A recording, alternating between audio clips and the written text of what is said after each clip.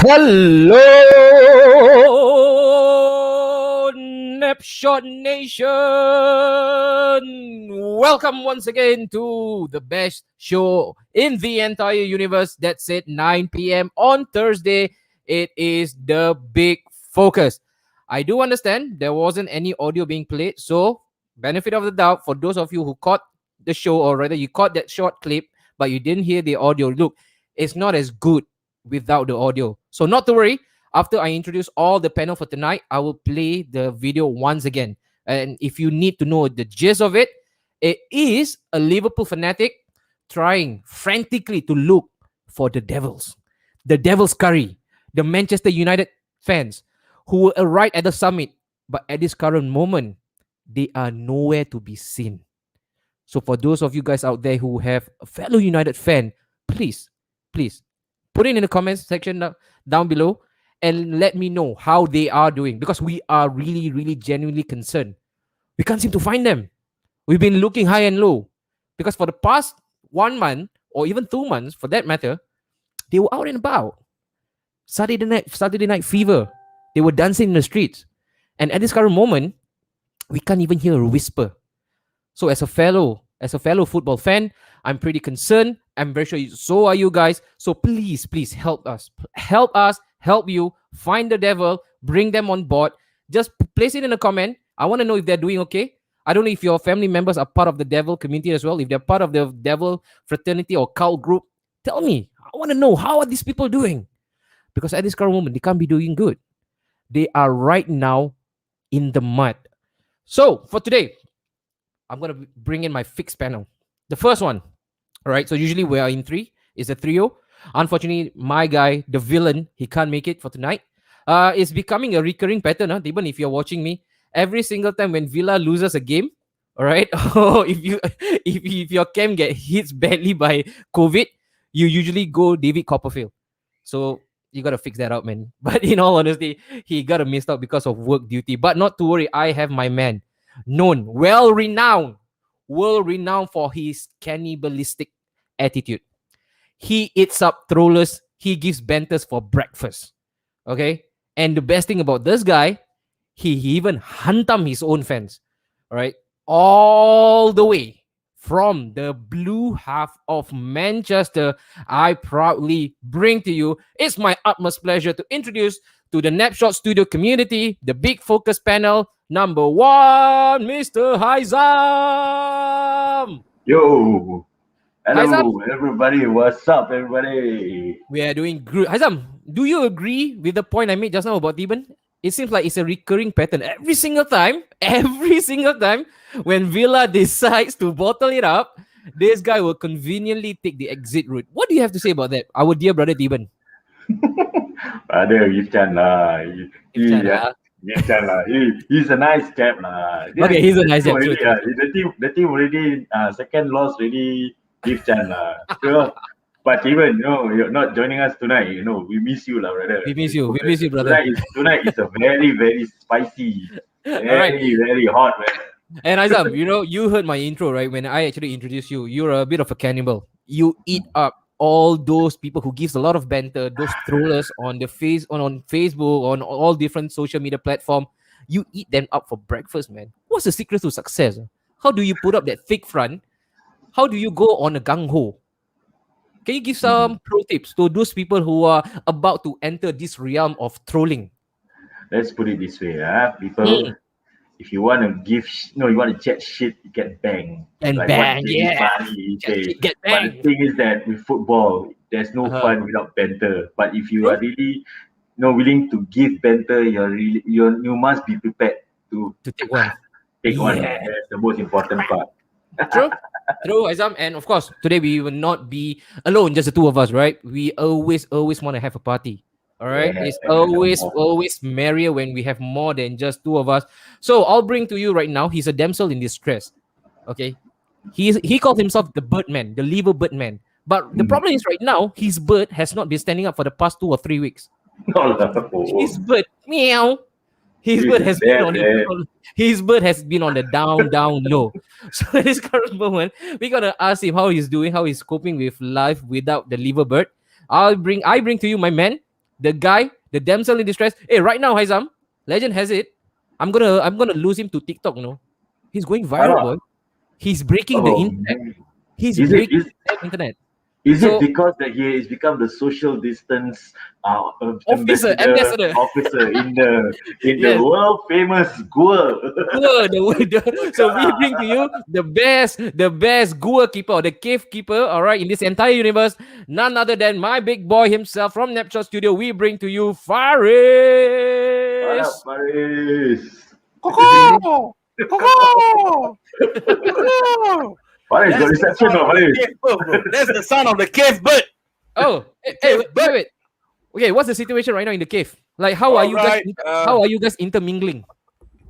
Me reporting live for Napshot in the cave right now. Yes. Hey, wait. Uh, Okay, right now we bring over to you the newscaster, the anchorman over there in the Goa Manchester United. How is it, Faris? If you can hear me, how's the the, situation right now? the place is quite frantic right now. People Uh-huh. are, not complying to the SOPs. Everybody is standing very close to each other. Are they on talking terms? Are they Yeah. on talking terms?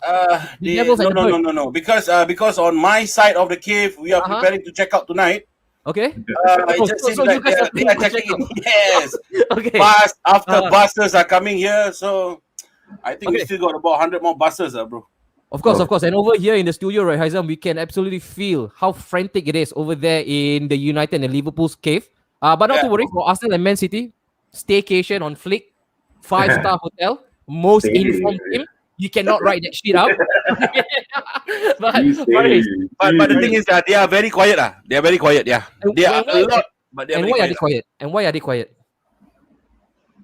Sir Sheffield. Na, na, na, na, na, na.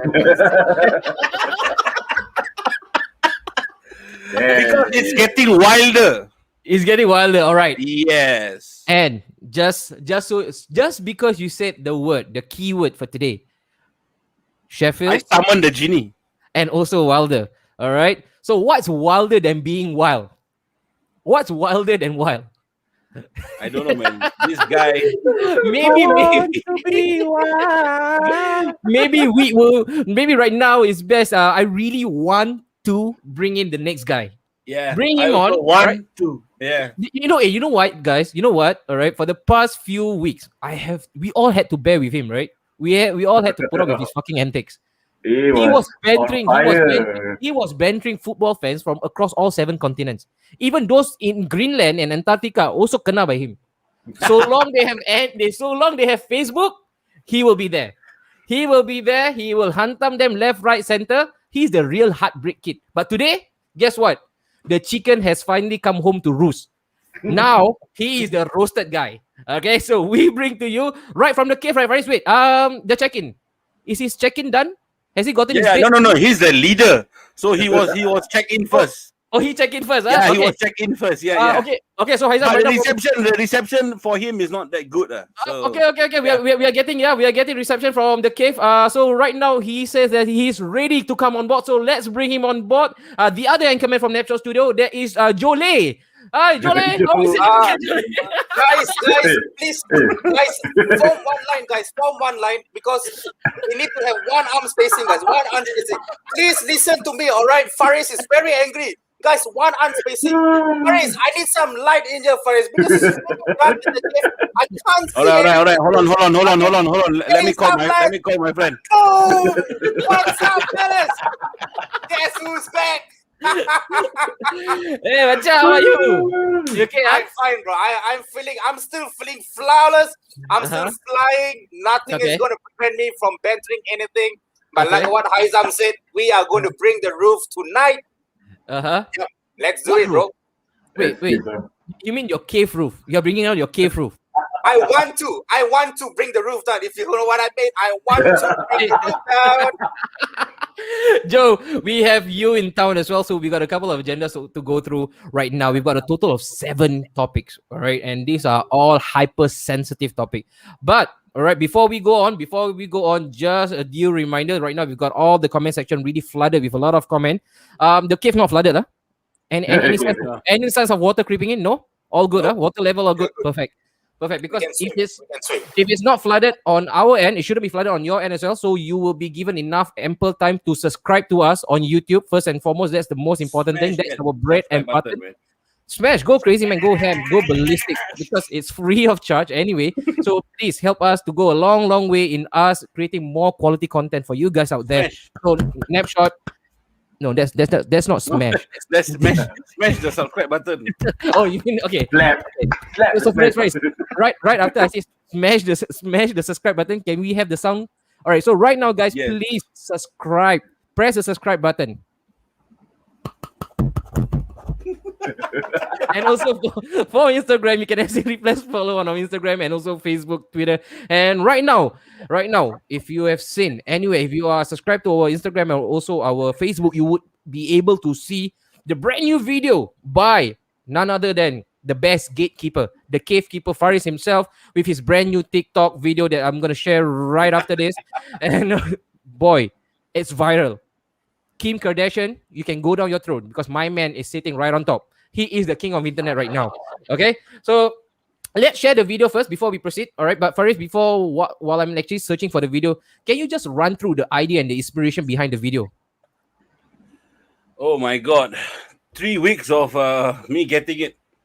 3 Mhm. weeks of me getting it on Instagram, on Facebook, on Mhm. WhatsApp groups, personal WhatsApp, personal DMs, Mhm. at work, in the train. That idiot, the scums eyeballing me when I'm wearing my jersey. Alamak. So I serious. just can't, yeah. It just went that far, man. So Rabak ada orang. I just sit Yo. down there earlier. I Joe, thought to myself, Joe, is that the natural attribute and characteristic of a devil? No, man, I don't know. I don't know why Liverpool fans are overreacting. I thought we were a no. small club. No. I thought United was a small club. The last night was a game between small clubs. It was Sheffield and United, man. I mean, Liverpool are champions. They are a big club. How come I'm seeing Liverpool fans are overreacting when United lose? I thought we were a small club. I didn't know that. I didn't know that we were actually triggering you guys. You know? Oh, Why? really? Yeah. Oh my I God! didn't If know. you think What that United happened? is a small club, Yeah. I think you're a plastic fan, bro. You don't know the history. Oh. You're not a Oh. diehard. Oh, But we'll come get to that later. on. But we'll get to that later. You get it? Let's find out whether is Joe plastic. Yes. Let's find out. Yeah. Anybody want to find out? Well, mine is It's- steel, man. It's, Mine is it's, steel. it's Mine not is hard as plastic down steel. there, though. Oh. Okay, let's not get too much detail and too much information. That's definitely not needed. All right, so let's go on to the comment section right now. We've got Prem. How are you, my man? Prem, Hi, man. always chiming in, always consistent, man, with Hello, his viewership. Prem. Thank you so much. And right now we've got, hey, who is this guy? Hey, today he changed his display picture. Champions League. Suddenly Champions League. Premier League cannot get. I think now he giving up. This is dropping hints. This is what they are aiming for because Premier League Boleao. All right, and then we got Senna also catching us as well. All Napshot hosts this week. Handsome boys from Side Faris and now Honorary Type. Please do Ooh. not categorize Hey, me. with hello, Seda. That I- me, I'm just not me- another host. Thank I'm just God. another host. hello. That me and Haizam what aliens Uh, That me and Haizam what? No, Never mind. no. Senna is man of virtue. All right, so he does not lie. Right, so just keep it up. All right, just keep that up. Okay. And then we got the Senna look as well. Birds got wings. They will just not stand. They will fly again. That's definitely that. You don't want that to happen, right? For your bird to fly, Faris. Proverbial. My bird is right? staying put with me, man. Okay, good. Haikal Ismail, what's up, nation? Hello, Michael. What's up, nation? Hello, What's up, Michael. Napshot nation? We've got Suit Chris as well. Evening, guys. Let's take last night's loss in positive way and move on to the Arsenal game. It's time to take a revenge. Ooh. I don't know if you still have the metal to actually take revenge against us. 16 points out of available 18. You guys crazy or what? After that TikTok viral video, they brought new meaning to visiting Batu Caves on Typos Up. Hey, which is right now, it's today, right? Yeah, Yeah, type of is today, man. Right. but not happening. So for those who are celebrating, I don't know. Wait. What's this festival about? Joe, maybe you are the well versed in it. No, okay. Let's leave it.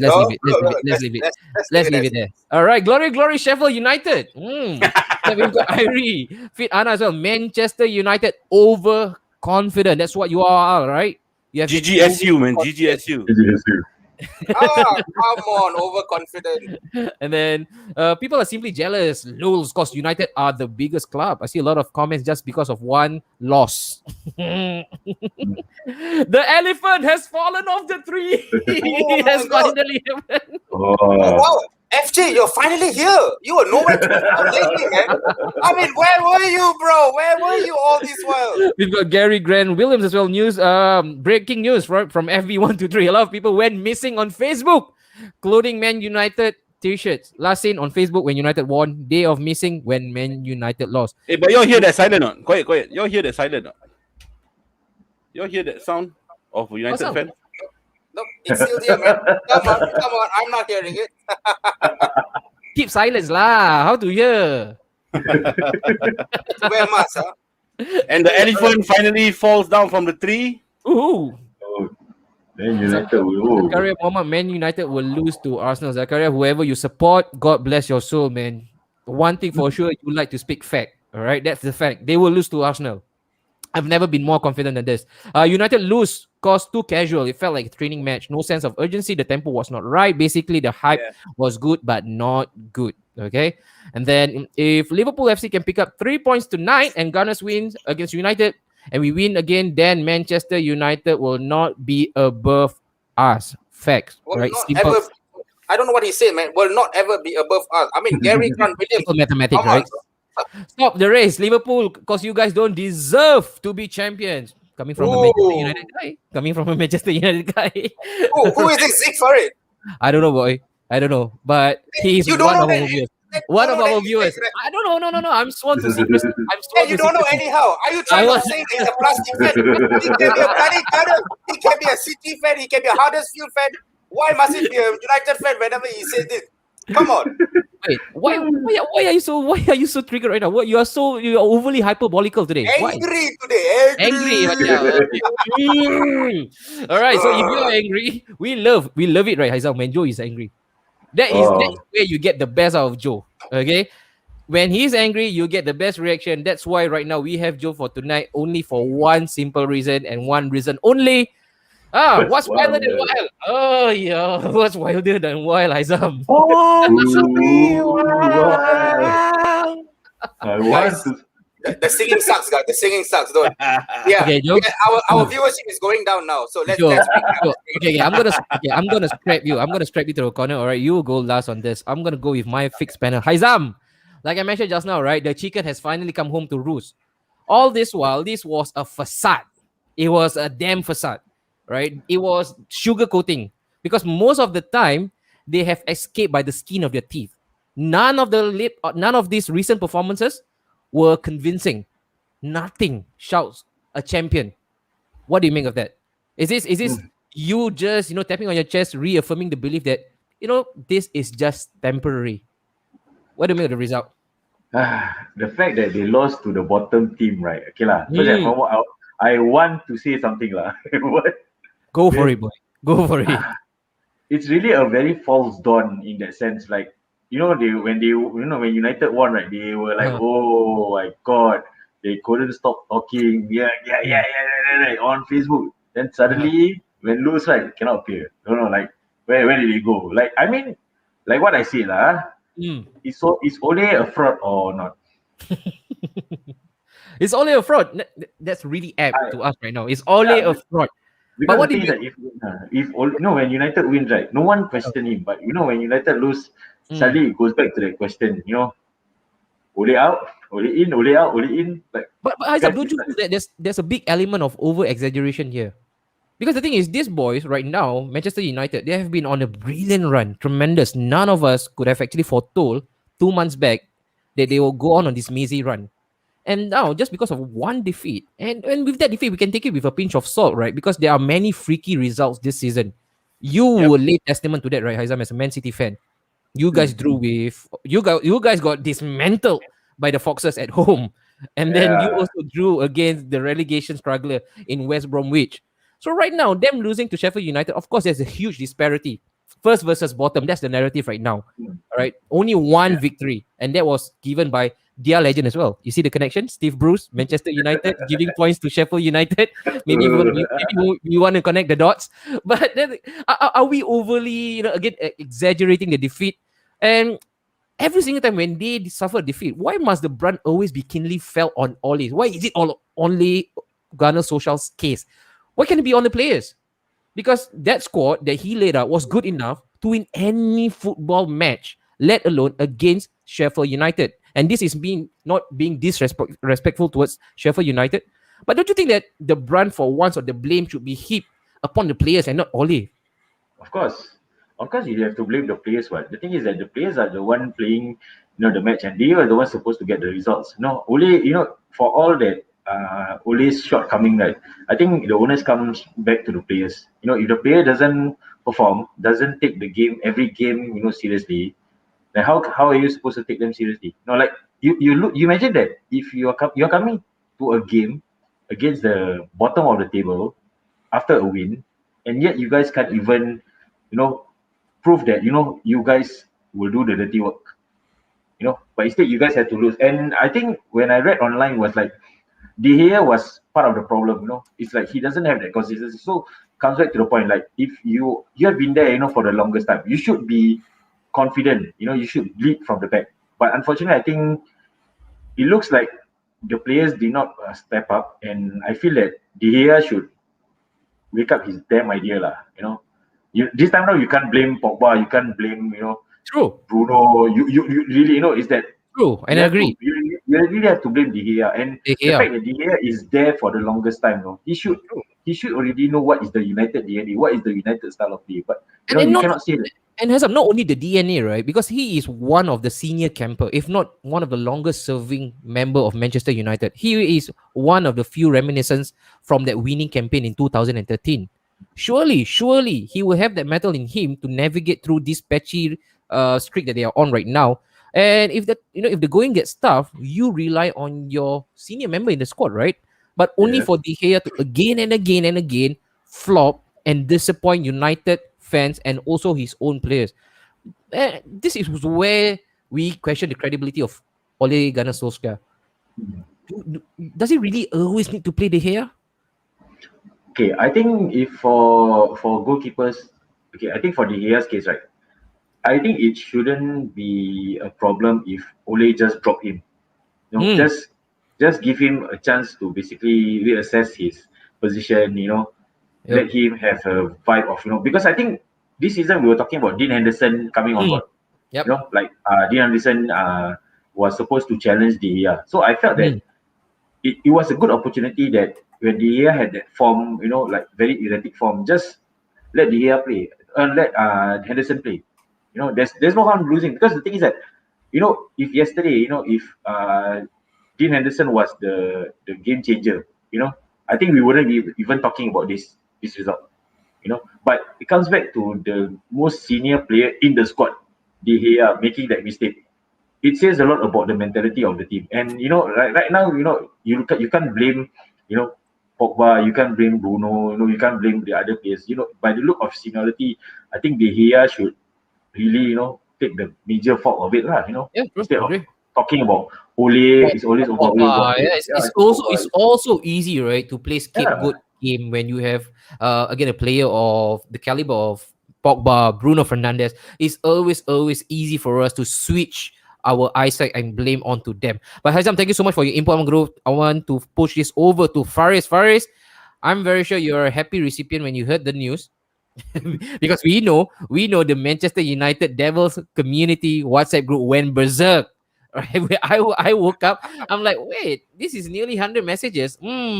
This spells disaster. But before I hear from Ibu, I just want to show you an article that I thought that was a bit interesting. That kind of piqued my interest, I would say. Let me show you this. So, according to Ole, there was no magic.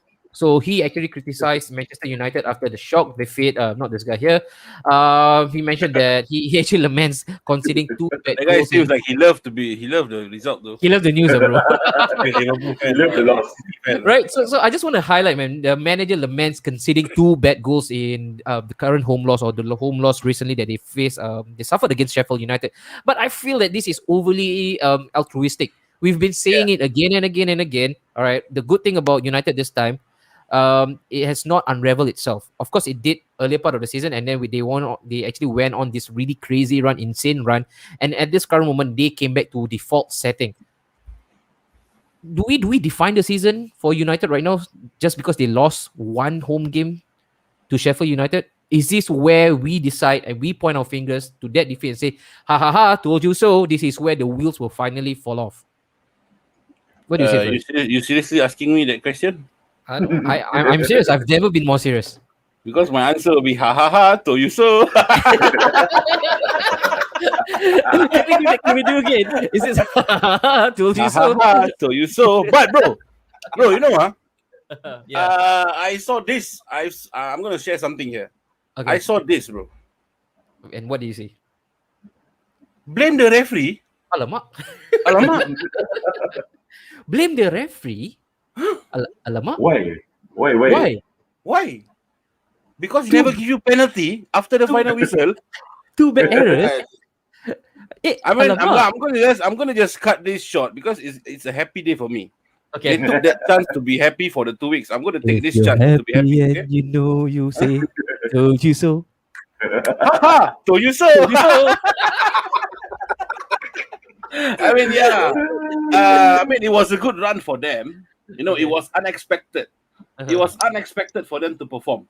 All right. So when they have this loss and they drop to 2, I mean, I'm happy lah.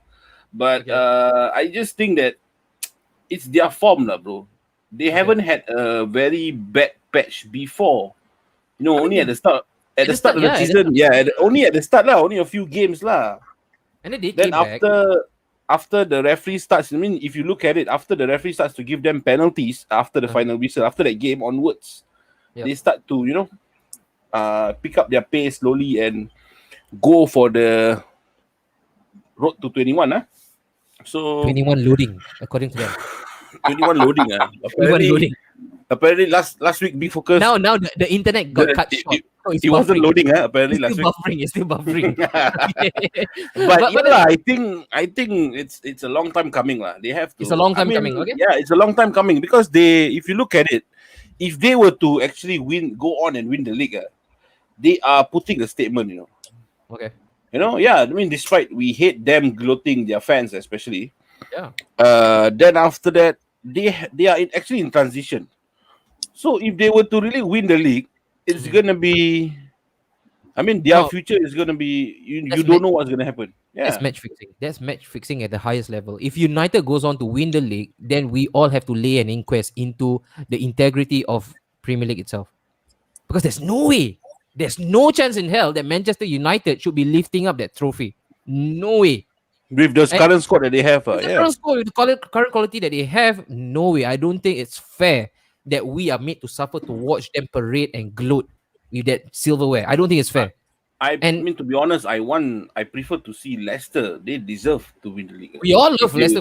Yeah. We all love Leicester to do it, but of course, Haizam is smiling right now because Haizam will have Haizam will have something to say. But Faris, you stay where you are. I'm gonna put Jole. What? City is gonna win the league. Don't dream lah. Don't dream lah. Okay, we gotta give it to Jole. All right. So right after all the debacle of Jolo, we've got Jole. Yeah. Joe Ole. Jole. The harakat Joe Ole.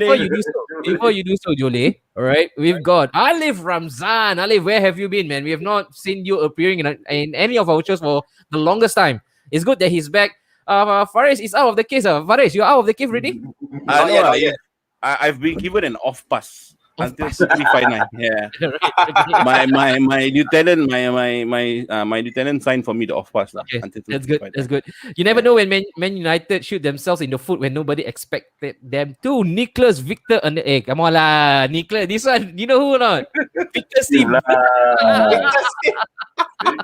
Nicholas Victor. Nicholas Victor Anel Kasim. Right, but Joe, in all seriousness, right now, I want to go to you. You are a United guy. You caught the match. What an absolute shower of shit, right? For you to wake up at 4 and then 6 a.m. I'm very sure you didn't go back to bed because you need to leave early. I want to run through the emotion first. I'm pretty sure you were high on confidence, and why not? It's against Sheffield United, right? This lot right now, they are signed, sealed, and stamped for relegation. I want to go with the lineup first. What was your initial impression when you saw the lineup? I think we had this conversation with Azmil, I think a week back prior to the game. And I Okay. was telling him that I was not confident with Sheffield because these times, like Burnley, Sheffield, Wolves, they always turn up against us. Even the past, the previous time we beat Sheffield, all right, it was also a very off and on game, whereby it was pretty much shaky, but we still managed to grind out the result. When was But it? today, the previous game, check the stats, man.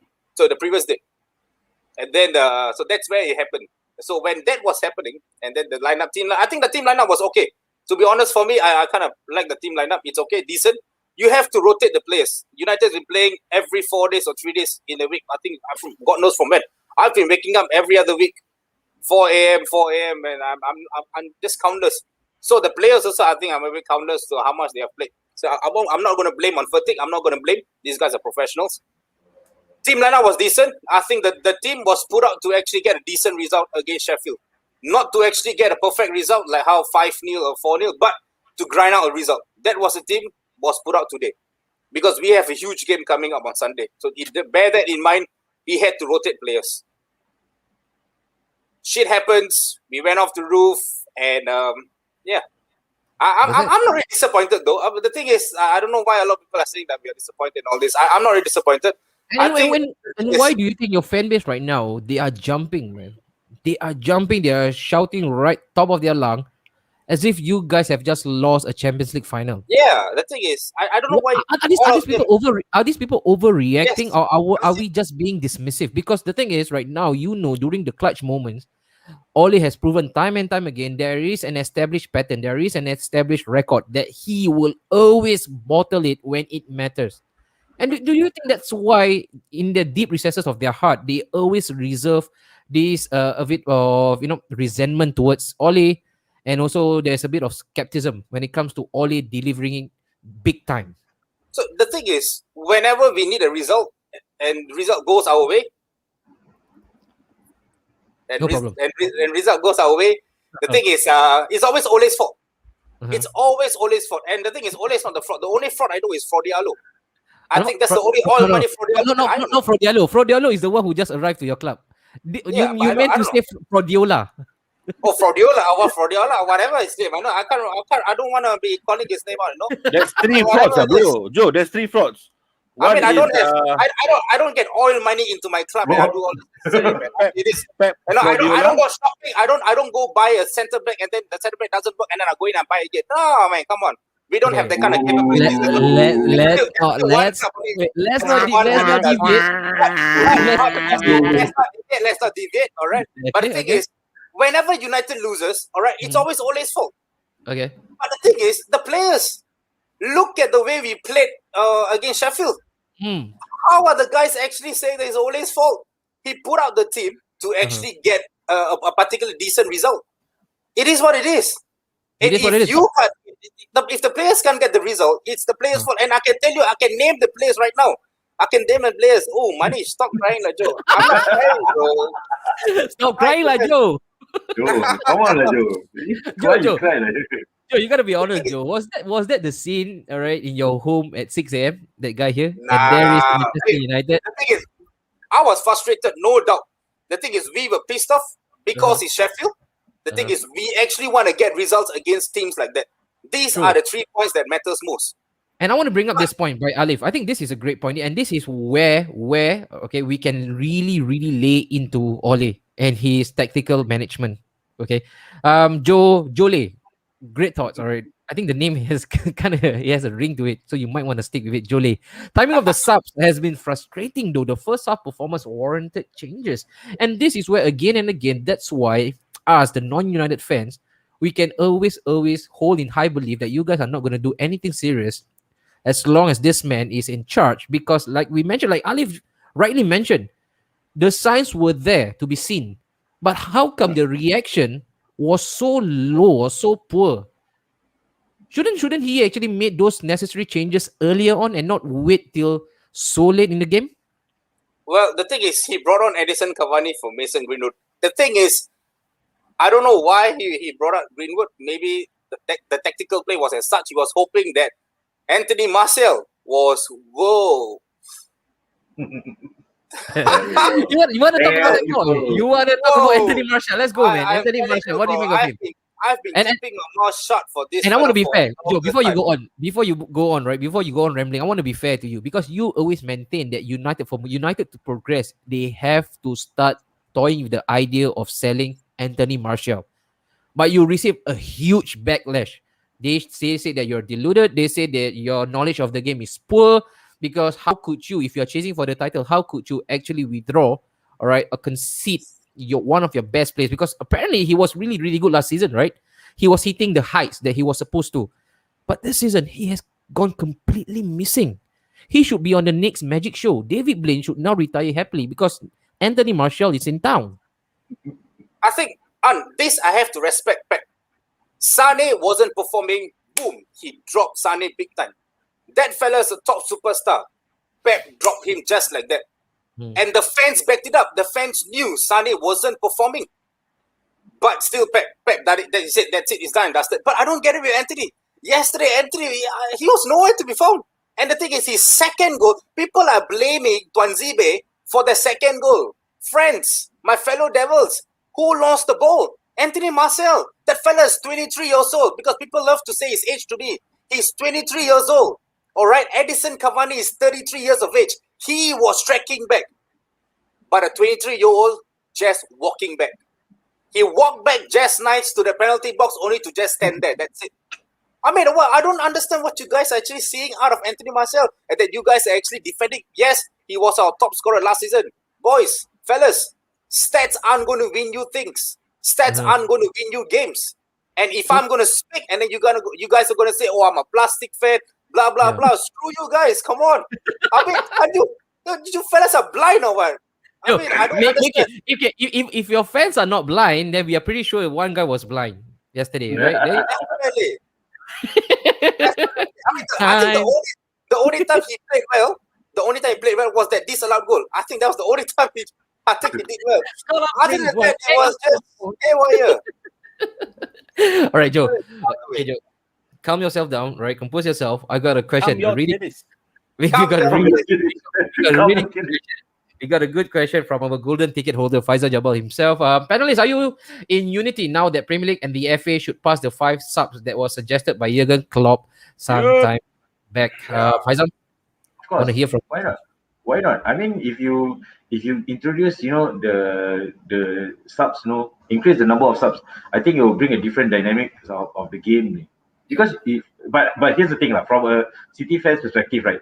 I remember Pep was talking about the substitution, and then the next game he didn't do any substitution. No, same with Ollie. Same with Ollie. And Jurgen, right? Remember that one match he really gave it to Des Kelly. Yeah. Only for him not to use any of the substitute next match. Yeah. So the thing is that why? I think we have to weigh out the pros and cons here. If you are given a chance, let's do this. Change the rule. 7 subs per game. You can do 7 subs. Change the dynamics. Do something like the NBA or even the NFL. Where you have these subs that you can just throw in and change. You make it. You change the dynamics of the game and you give options. But I think if managers only don't capitalize on it, then what's the point? What's the point? What's the point of having 5? What's the point of changing the subs from 3 to 5? It's like at the end of the day, I think United fans, you were all up in arms. Why Ole is not substitute, not subbing in, poor performing players. No, because at the end of the day, it's just gonna be a controversial plan. To have 3 to 5 subs. What's the point? I don't see the need lah. But having said that, from a football perspective, that would be an interesting prospect, of having more subs. Yeah, because it was actually serving its needs, right? When after the project restart, I mean, I saw its true effect for Arsenal, for a squad that was really stretched. I thought that was a really, really good initiative. But hey, apparently there was this guy by the name of Chris Wilder. I think Liverpool fans used to abhor him, right? You guys hated him to the bones. I don't think the same narrative can be kept for tonight after what he has done for you, right? He's trying to get back with get Now back to they the now they Liverpool fans. now Now they they come know. take now they Now come they take already. Yeah, now they come take. Liverpool are like that, bro. They are No, like because that. Wilder, he didn't mean what he said. Actually, he was Ah, taken out of context. sabar, Forgive bro. me, Saya. Misunderstanding, Forgive me, bro. Saya. Me and me knows how Faris are reacting with Wilder. No, Wilder this, Wilder that. But now Wilder macam pancing. Isi apa But- buah? Hey, this one live TV ah. Where got Istabua? That is how they are, bro. That's how we do it. That's why we will never be on TV, right? That's why this guy will never be invited big time TV. No way. He can't control his words, right? Isap Buah. But we got Alif Ramzan. Marshall forever brewing hot and cold. Time to go. Replace with Haaland, dude. Man, you are pushing the issue to replace Marshall straight away to get Haaland. Huh? You Can't are even get Sancho. Can't even you get are Sancho want to sacrificing talk Haaland. you are sacrificing Susan Boyle for Kim Kardashian. Come on. And then we've got Lionel. Hey, ciao, Lionel. Just accept it lah. Manchester at the top of the table is like an elephant on top of a tree. They don't belong there, and eventually they will fall down to the ground. And they have. All I mean, right. Lionel, just like the Gunners, though, they don't belong there as well. Not my turn. Not my turn. Today is no holds bar, bro. Yeah, Nurul Amin, CUS. Nurul Amin. Hey, Nurul Amin also another famous guy, right, Haizam? He appeared on national TV, you know. I mean, good job lah. I mean, kasih tapau semua. Good job, Agent Keen Bryant. Oh, yeah. Kim Bayan was a City Academy player. Was. But he- wow. Okay, So he was alright. an under 21. Then after his contract left, he went to Sheffield. So Okay. they said underhanded tactics by City to ensure United lose. He's on loan. Manage- Aizam, he's there for loan or he's like No. He's basically his contract Okay, so- ended at City. He went to Ah, Sheffield. Okay. Whatever it is, you know, right? I mean, touch wood, if his career was going to end yesterday, he has ended it on a high, man. He has achieved yeah, the definitely. degree, the masters, the doctorate. You don't have to go any higher, boy. All right, you can sleep well right now. Manish, when you only know how to play counter-attack football, so when you meet a team who sits deep and park the bus, you can't break that. I don't really agree though, because I think before the defeat, right, Joe? Correct me if I'm wrong. You guys have been met with the same task, breaking the low blocks, right? And you guys have actually succeeded. Of course, I always have to maintain there's a little caveat when I speak about United. You guys rely heavily on individual brilliance. Mhm. How sustainable this result is, this kind of performance, whereby you again and again claw back from the jaw of defeat. Do you think this is sustainable? Because let me tell you, I'm just going to share with you guys. When Unai Emery, right? Remember him? Everybody remember the Spanish Dracula. Last season, he went on this 21 or 22 games unbeaten. Every Arsenal fans were on board in that hype train. Everybody sang, "We got our Arsenal back." And I'm not, and hindsight is a wonderful thing. I'm not going to speak about Unai Emery like I'm all wise because we knew what happened to him. But I swear to God, man, on my mother's life, I was not happy throughout that unbeaten streak. I kept telling my friend, one day we will be found out. One day we will be exposed. Like, you know, breaking the magician code. Exposed. Magic exposed. One day the luck is going to dry up and then we will be sprawling on the floor. There you go. Look what happened to us. Don't you think it's the same scenario as well for Ollie and Manchester United, that you guys have to again rely on individual brilliance again and again to bail you out, you know, the get off jail card, and it's not so much about Ollie and his management? What do you say? What do you have to say about that, Joe? Ooh. I think to a certain extent, I kind of agree, Manish. When a team actually sits back, we struggle to actually break them. I think there's one clear-cut game we can see is Wolves game. If that game is one game whereby that team really sit back and countered and really played well against us, and I really felt that game, that was one game whereby, shit, that's it. We are back to normal. That's it. We are not going to be breaking teams down that sit backs. And eventually we did. But the thing is, it goes on to show that if a team sits back, we are never going to break them. And then that's where we rely on the likes of Bruno and Pogba. And if these players don't turn up, that's where we're trying to say, oh, Pogba this, Bruno that, blah, blah, blah. And then, no, we are like finding players to blame. But just that the team as a whole, all right, their gameplay has been set for this. It's a counter-attacking football. And it's been like this always. So if a team is going to be sitting back and we are going to play counter attack football, we do not have a plan B. We need to have a plan B. Right now, we are running through plan A, and I think it's going to be a bit dangerous. See, I think the game against Liverpool, all right, Liverpool is not a team that actually sits back. So they too actually hit the ground. They too actually attack and as well. So that is why we were able to find spaces in the Liverpool squad. But imagine if Liverpool also sits back. I don't think so. We also will be able to do it. So not many teams. Imagine City. City doesn't actually sit back. City go guns blazing. Yep. So teams like that, we are able to find spaces. So if a particular team really want to hurt us and really, really want to hurt us fans a lot, if they sit back, we are doomed. That's it. I mean, I've watched it against Wolves. I watched it against Burnley. Now I watched it against Sheffield. It was coming. It was coming. And today we just got found out. Do you really want to hurt me? Remember that song? I'll take one. All right. And who's the individual who's been carrying Manchester United all this time? I think it's a fair, it's a mixed bag, man. You have you can't just put one you particular. got Bruno Fernandes, and then lately has been Paul Pogba, and then this is where it begins. Kamaru Zaman, what's up, Kamaru Zaman? The blame game, The blame game should stop. This should stop. Yeah. Jay Sean, baby, are you down, down, down, down? He What's mentioned up, that Jay? he looks like $1 million.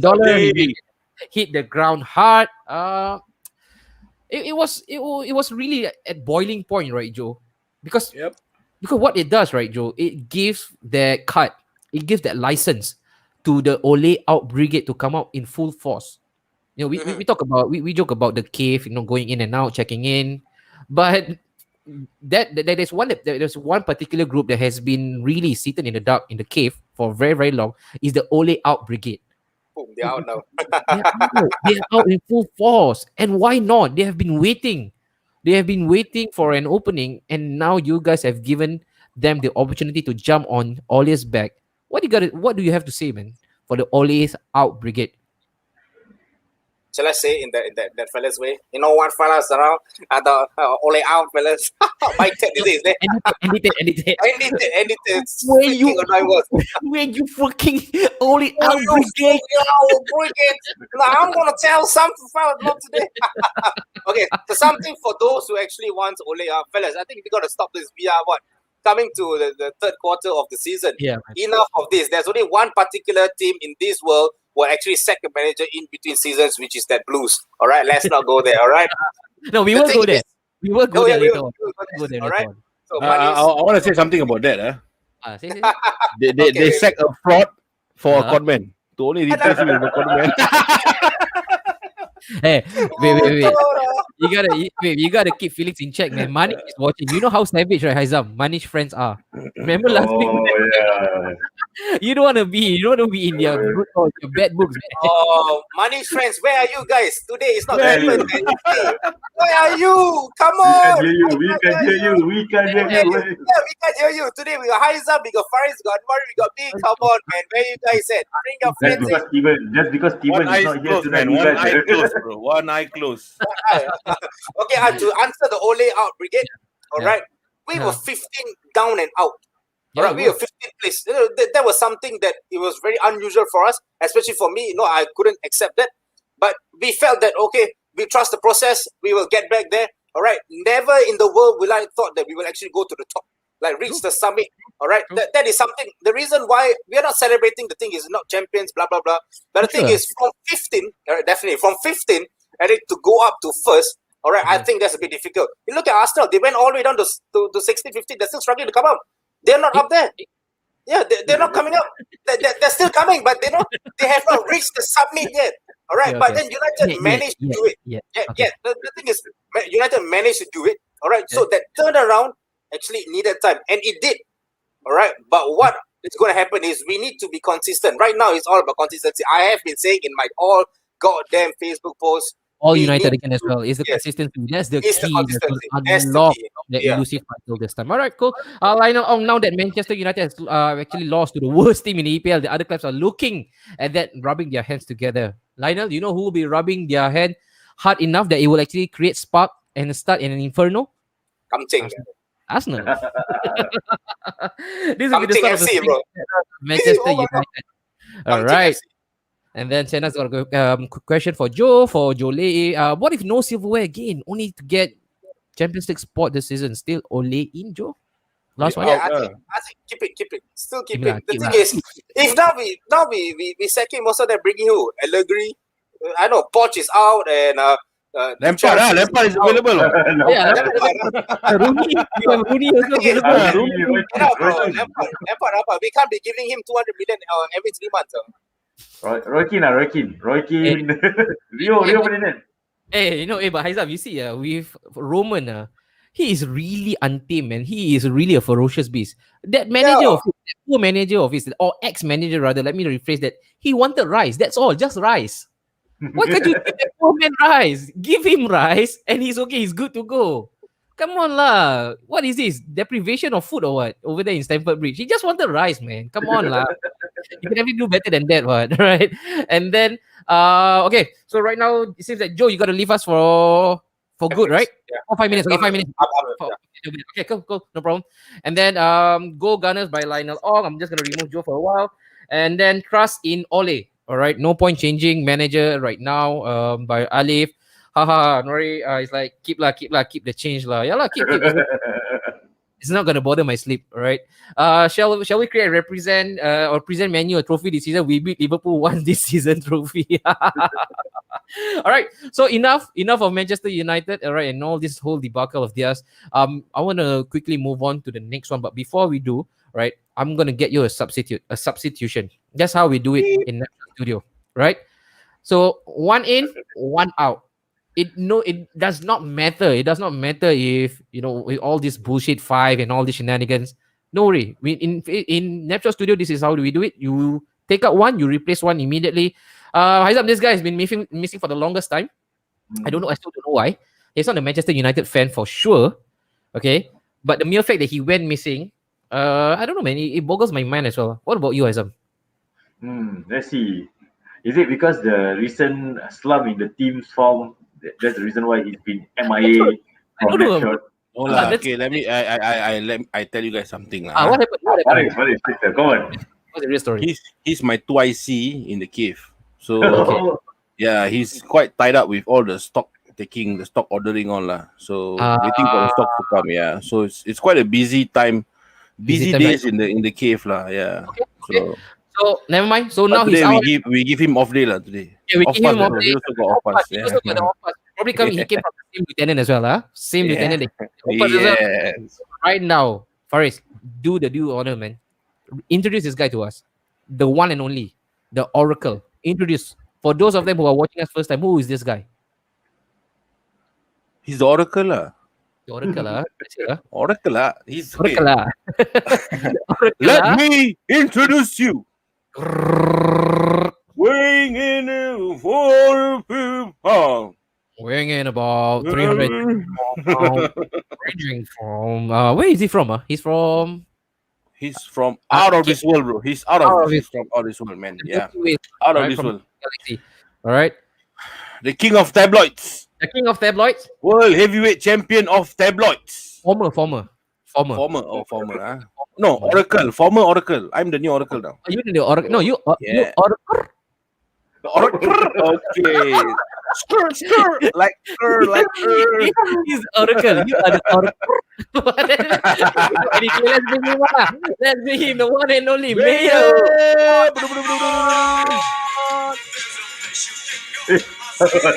Young man.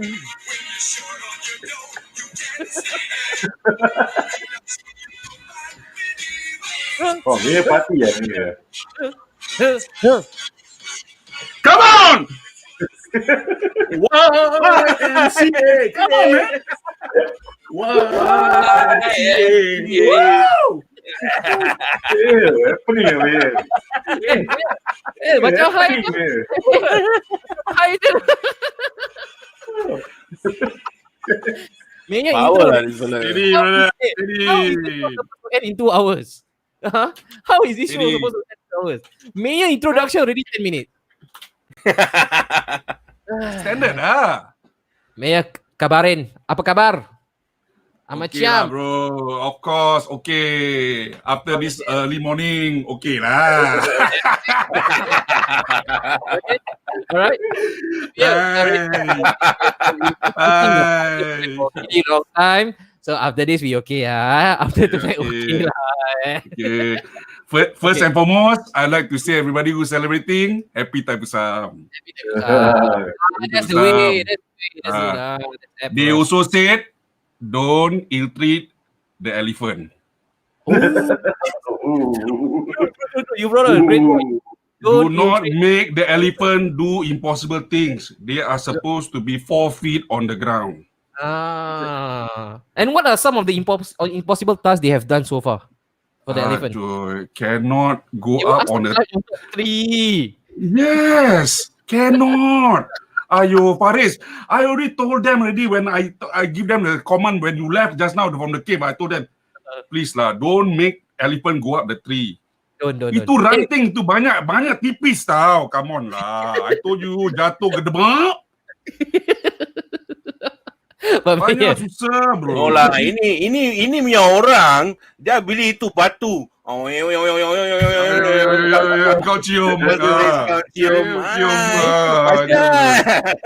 Alright, Mayor, finally you get to see some sunlight, Mayor. Where have you been, man? Yeah, man. Well, as usual, busy with work and stuff like that. And of course, like Faris mentioned earlier on, I cannot leave the cave, bro. Until somebody take over. Now got people take over. Sorry guys. I sidetracked for a while. I want to ask Mia something. Bro, you order the basmati rice already for the guys? Oh, order already, bro. Order already. Right? Okay, because we got extra, we got new tenants, so must order more. Yeah. I also make sure that all the goats and the cows all to be outside of the ration because all people are hungry. Later they all No. Today their dinner all vegan. We don't give them meat. That's why I put them outside. Okay. The only meat you're gonna get is theirs. So just now we left somebody outside. I think it's now that it's best that we again just reel him in again. Hey, Joel, Lepas ya. Berak ah. What is vegetarian? What is Paksa what vegetarian? now? I go outside. I go inside the cave. I'm seeing vegetarian food. Why got no mutton? Got no chicken? Alamak. Mayor, welcome back, Mayor. Hey, welcome back, man. Okay, let's get straight into football, right? Let's go to the next one. What do we have here? Of course, since that we are speaking or we are still on the United's case, it's only app that we segue right into the next one, the preview. Arsenal, the mighty Gunners, right, Joe? The mighty Gunners. 16 points out of possible 18. And yet, many of my fans still wants Arteta to be out. Oh, what is going on? I don't know. What is going on? You're a Faris plastic fan.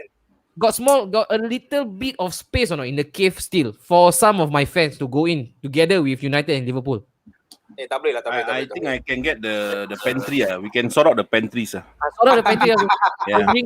Bring them in as well. Okay. But 3 per pantry. 3 per pantry. Okay. Yeah. Not a lot. Because I think I still have trust in the fan base. Not a lot. Only some. A very small minority still wants Arteta out, even after this magnificent run. All right. So straight into the heart of action. Revenge of the Fallen. Joe, remember this picture? Remember this jubilant scene, Joe? Yeah, definitely. I remember it. That 1-0 victory. You guys danced a lot. Very good, Joe. Okay, so now it's very simple. You guys got to travel to our home ground, right? The home ground that you guys have not won for the longest time, because the last time you guys did, you guys lost your balls, right? You guys lost your marble because you guys started to dance. You call Emirates a floor. So much disrespect. It's for time the to do that again. So much disrespect. But before I go to you for the preview, I want to go to Mayor first. Let Mayor fire off. Mayor, this preview looking tail of the tape. Arsenal coming in a bit of a good run of form, right? Coming back on the 3-1 victory against Southampton. Easy peasy lemon squeezy, walk in the park. We didn't break too much sweat going into the game against Southampton. We won them convincingly 3-1. And then, of course, United, right now we know. All right, yes, making its round right now. They've lost to Sheffield United. Not the best of form to go into this Titanic clash. Is it still a Titanic clash though? United and Arsenal, Mayor. My personal point of view, it is still a Titanic clash. Okay. Why I say that a Titanic clash in the sense that everybody is gunning for something, of course, and to look. Hey, Sena. Sena. Okay, right, Sena. Right, chill, Sena. I know. Okay. Bola punya.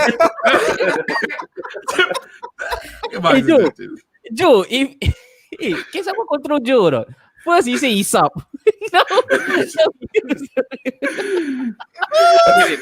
continue. Okay. Why I say it's still a Titanic clash? Why I tell you, because the comeback. I'm really hoping to see Auba come back after a slight happening in the family. So I hope that he's well. Yep, the mother's is not in good condition, but I think it's all good. Done and dusted, and I think he's coming back with the team. And since the team is also producing results without his appearance, it gives them more boost. Yep. To appear in the next game, and also giving them more motivation and actually to play in this game. And as for United side, I don't doubt them after that loss this morning. To be honest with you, it's just that everyone is playing well. Yep. To watch the game. The highlights of the game. One simple mistake that can cause the game, which is I have to put the blame on De Gea on that. Actually, to be honest with you, I will not mention Anthony Martial, because looking at him, how he dressed up and with the cane and the spectacle. Outside so good. Yeah, so with the guitar. he is nowhere. I don't know what's wrong with him.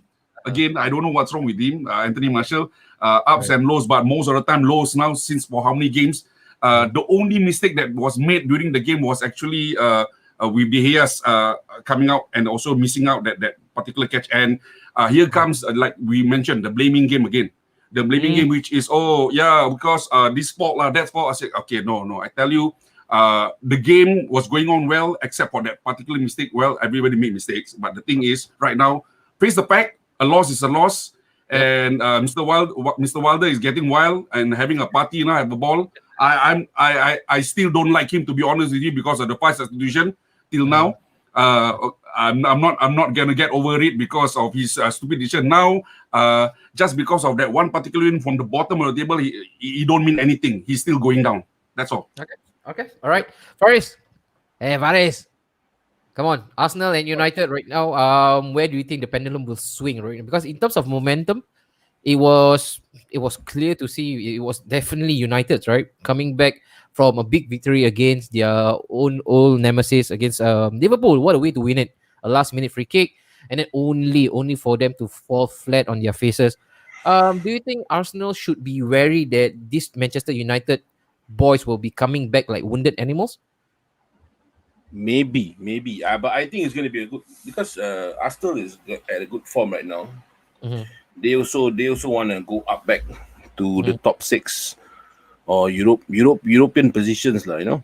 Yep. So I'm hoping to see anything but United, right? Of course. I'm from that camp. So an Arsenal win for me. Yeah, an Arsenal win. Abu Mawat. Abu blood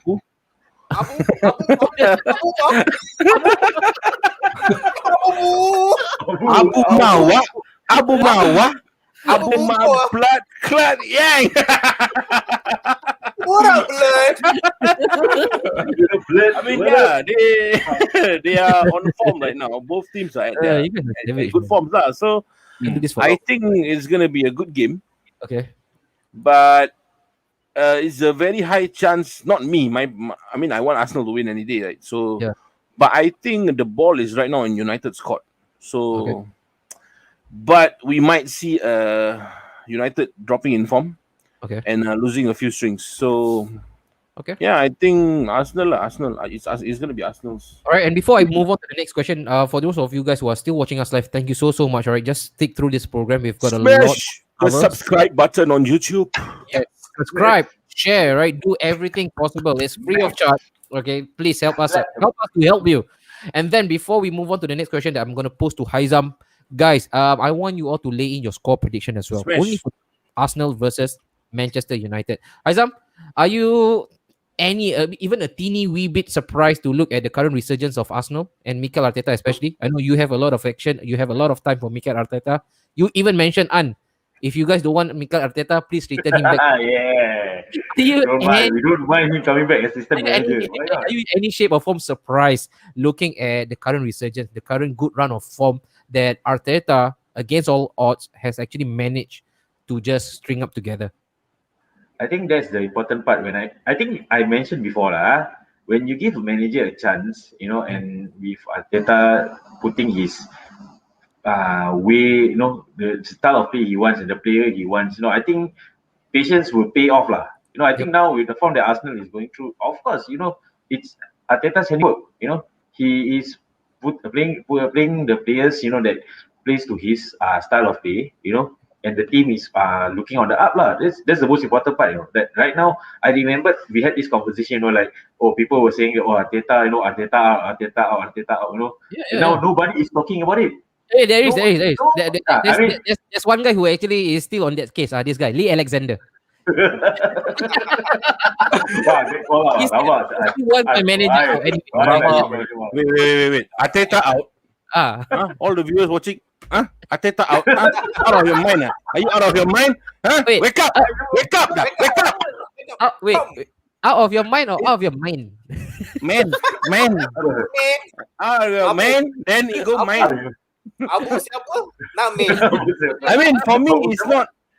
If you ask me, Arteta out is a sad thing to see because this fella won you something. Yeah, and true. it's just a slum. I mean, no team is too big to go to the drop zone, but you guys are too big to go out from the Premier League. So don't worry, you guys will go up back. But it's not on my end. It's not Arteta out. It's Arteta sort it out, please. That's what I want. Yeah. That's great, Faris. That's great. I've known you for about 30 odd years, right? That is actually the best thing you have ever said in your whole entire lifetime. Arteta, because he hits the nail right on his head. Right, Haizam, do you see any shades? Okay, wait. Arteta, if you see, bangun.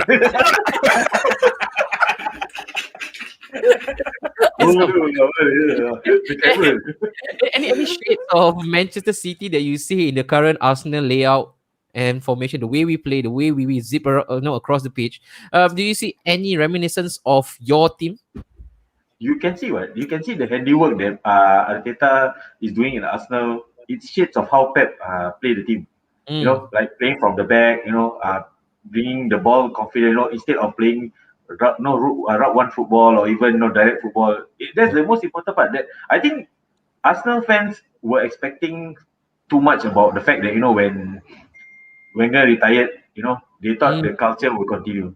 And then when Emery came into the picture, couldn't work out. There were no patience. And then when Arteta came into the picture, I think that's the struggle that when top managers, long-serving managers have been there for the club, right, for the longest time, right, everybody get complacent. Everybody take it for granted that this is not actually the way. This is actually the manager's way. So when Arteta started off, Arteta won the FA Cup, and yet like what Faris say, the people say, Arteta out. Like, why?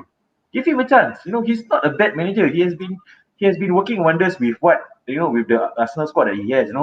Imagine dropping off Ozil. Socrates. That's a ballsy move. Like the seniors of the team. It's a ballsy move by Arteta to basically to get rid of players of Deadwood. So of course, at the end of the day, you guys are enjoying the results. Come on, feel the club. Yeah. I mean. One more time, you mentioned the club, One more time, okay? Be the club lah, be the club. Continue. So of course, I said, I think coming to the Arsenal United game, right? I think Arsenal has the upper hand lah for sure in terms of form. Okay. But United, I won't discount United, but seeing how they play, right, I don't think they will turn up on that day. Okay. That's my and as a City fan, okay, another loss for United, so I can laugh about it. That's Joe, all they can do, laugh about it.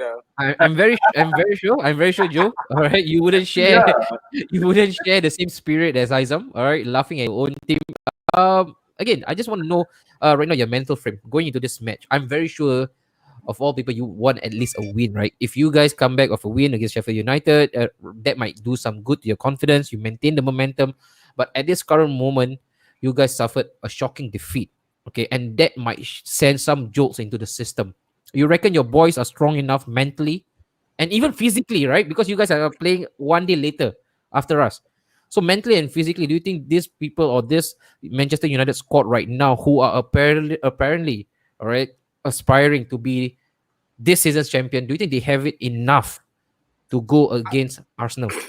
I think looking at the game, I'm happy that we lost to Sheffield, because if now we win Sheffield, we will be sky high, going into Arsenal game and thinking, full of confidence. But right now, all right, we lost, and the Ole out brigade is out as well. Ole thinks he's going to lose his job. Hold up, whenever Ole is going to lose his job, United always turns up.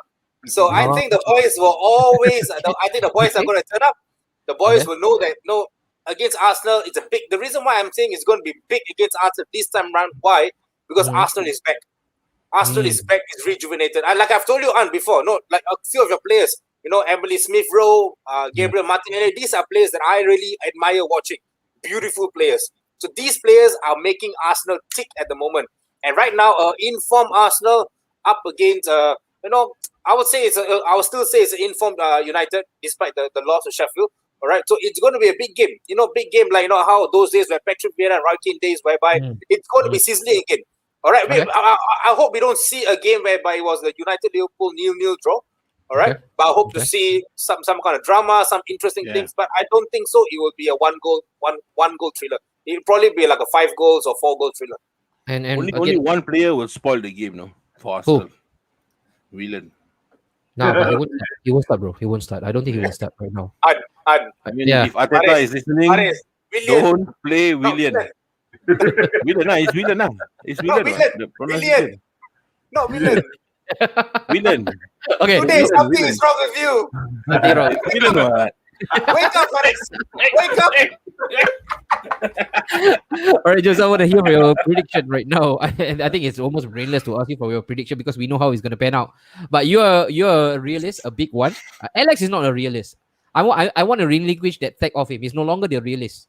Okay, he's the angry one. He always wants my manager to be out of the frame for some reason.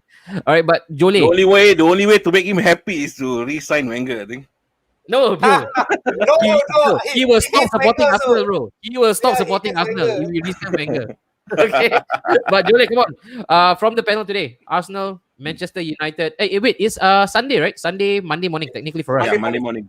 Okay. And for those of you guys, just because we are on Sunday this topic night, right Monday now, morning, we are going to have the watch along. Watch along. It will be me and Joe. All right. I don't know, Faris, if you want to join us as well for that. Yeah, sure. There will be a watch along for us. All right. For those of you guys who wants to join us for the watch along, slide into our DM. All right. The more the merrier. It's okay for us. I know the game is being played in quite an ungodly hour. It's being played at what? 12 or 1? 1:30. 1:30, right? 1:30. So if you guys have nothing better to do right now on a Sunday night, Monday morning, if you feel that this is something that you want to do, if you have this burning desire to be part of a watch along party, join us. Slide us a DM. We will send you the link. You can join me, Joe, and also Faris. Even right now, the current panel, if you want to join us, go all, man. Go in. The more the merrier. We can hold up to 10 people. But just be careful. Just be sure that we are watching this with our audio off. All right. So if it's a big of a turn off for you, if you can't operate watching football without the volume, then this is definitely not for you guys. But then again, hey, it's all for good fun. You see a lot of reaction out of us. And before that, also, I think 1 hour prior, Joe, we will also be doing the preview as well. Preview. Yes. Preview as well. Okay. So Joe, what's your prediction? All right, I'm going for a 2-2 draw, bro. 2-2 draw. Wow. This is alluding to what Prem Nair has also casted. All right. 2-2. Another one also 1-1 draw. Yeah. Faris? 1-0 to Arsenal. Yes, you already know. 1-0 to the mighty Gunners. 1-0 to the Arsenal. Mayor for Napshire, you're gritting your teeth. Where do you go? Man. Where do you go? This is. In fact, this is even tougher than Liverpool Man U, man. How? Yeah, to be honest with you, because of the form that both of them have. Right now, I will put it as 3-2, bro. 3-2 to Arsenal. Right. 3-2 to 3-2 to Arsenal. Yeah. No disrespect. It's just being the truth. Realistic 3-2 to Arsenal because of the current It's okay for you to disrespect United. It's okay. It's only Jolie. Don't be afraid of him. All right? So, Haizam, you look deep in your thoughts. What do you have, my man? Haizam. 2-1 to the Arsenal lah. 2-1 to the Arsenal. Okay. Hey, we found a third miracle. It seems like right now, Faris, we've been we've been discovering a lot. We have been coming up with a lot of gems, man. This is another diamond in the rough. I predicted Liverpool to win last night. Should I predict right now? Wait. Have you predicted? Hey, Jay, come on, Jay. What's the prediction? Oh, he already predicted 2-1, my man. Where is this Jay based at? Batu Feringhi, right? Penang. Penang. Okay. Wait for me, okay? 2-1 Arsenal. Pick me up at the bus depot. You can see me there. Batu Feringhi. Okay? Jay, you already know. And then Faisal, what's up? 3-1 Arsenal. 2-0. Hey, Mamat Casper. Mamat, thank you so much. Thank you, Mamat. Like and share done. And also can't wait to see all that. I hate to be the bearer of bad news. I don't think he will be featuring for this match against Manchester United. I think it will be too soon. I think it will be too soon for him. Too soon. Manu will play Lindelof and Maguire against Arsenal for sure. Manchester bersaudara. What is that, man? That means kamcing lah, ngam lah. Kamcing bro. Hey, Syed Azmil, just finish off his shift. He made it a point to chime in straight away. Thank you so much. Thanks, Azmil. Thank you. Syed Azmil 4-3 to Arsenal. Should I even read this up? Who is this guy? I hate to say this. I hate to admit it. So. And then Jay also mentioned, just to wrap this up, awesome. Pak Abu to score, brace. Pak Abu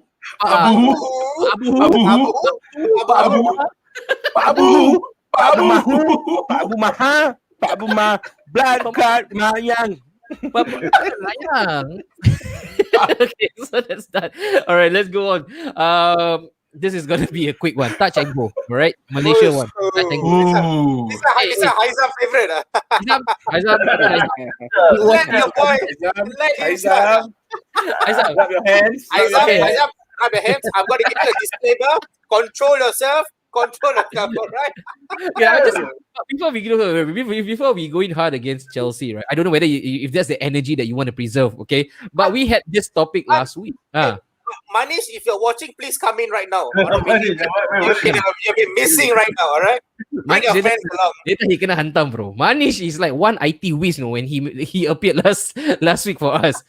He came out with stats after stats, and his friends all cannot stop yapping in the comment section, okay? But Manish, we love you in Natural Studio, yeah, boy. Yep, so last week we had this episode about, it was all about Chelsea. It was dominated by the Chelsea issue. Lo and behold, bro, not even 1 week. Kena sack already. Not even 1 week. Right. So our prediction just went through, brother. So I want you to break this up. Okay, let's start with the sacking first, and then the appointment of Thomas Tuchel. What do you make of the appointment and also the sacking before that? Tuchel or Tuchel? Tuchel. Whatever lah. Whatever. Same old Chelsea. Tomato. You know that one? Tomato. Potato. Tuchel. All right. Okay, Haizam. So now the sacking of Lampard, because right now I read a lot of online commentaries. They mentioned that this is really tough on Lampard. I mean, for those Chelsea fanboys who adore Frank Lampard, right? This came as a rude shock. They were not ready for this because they thought that Frank Lampard, especially after a win, right, against Luton Town, a 3-1 win in the FA Cup. Wow, what a ceremonious time to sack your manager after a victory. But we all know how ruthless Roman is. He does not play by anybody's rule. He sacked you even after you win a league title or even Champions League for that matter. First, like I mentioned, I want to talk about the sacking and then the appointment. The mic is yours, Aizam. In like Roman, I can answer. In Russia, Roman told Chelsea. Ooh, what? Wait, you don't laugh because I don't get it. Can you explain? Okay, so the thing is, I don't know. You know Russian, I don't know Russian, bro. So you gotta explain. Russian terlepas. What I say last week. You remember the thing is that with Roman, right? He sees it as his painting, like he doesn't give a shit about legends. Damn you, damn. Hey, I'm drinking, right? Where was that sound effect when I needed it the most? The stream is already 1 hour and a half, and now you bring it out. That's Okay, why, Aizam, Ah. you say again the Roman The joke. Russian, the Russian, the Roman joke. What was it? My name is Roman. In Russia, Chelsea. Roman. In Russian, Chelsea owns me.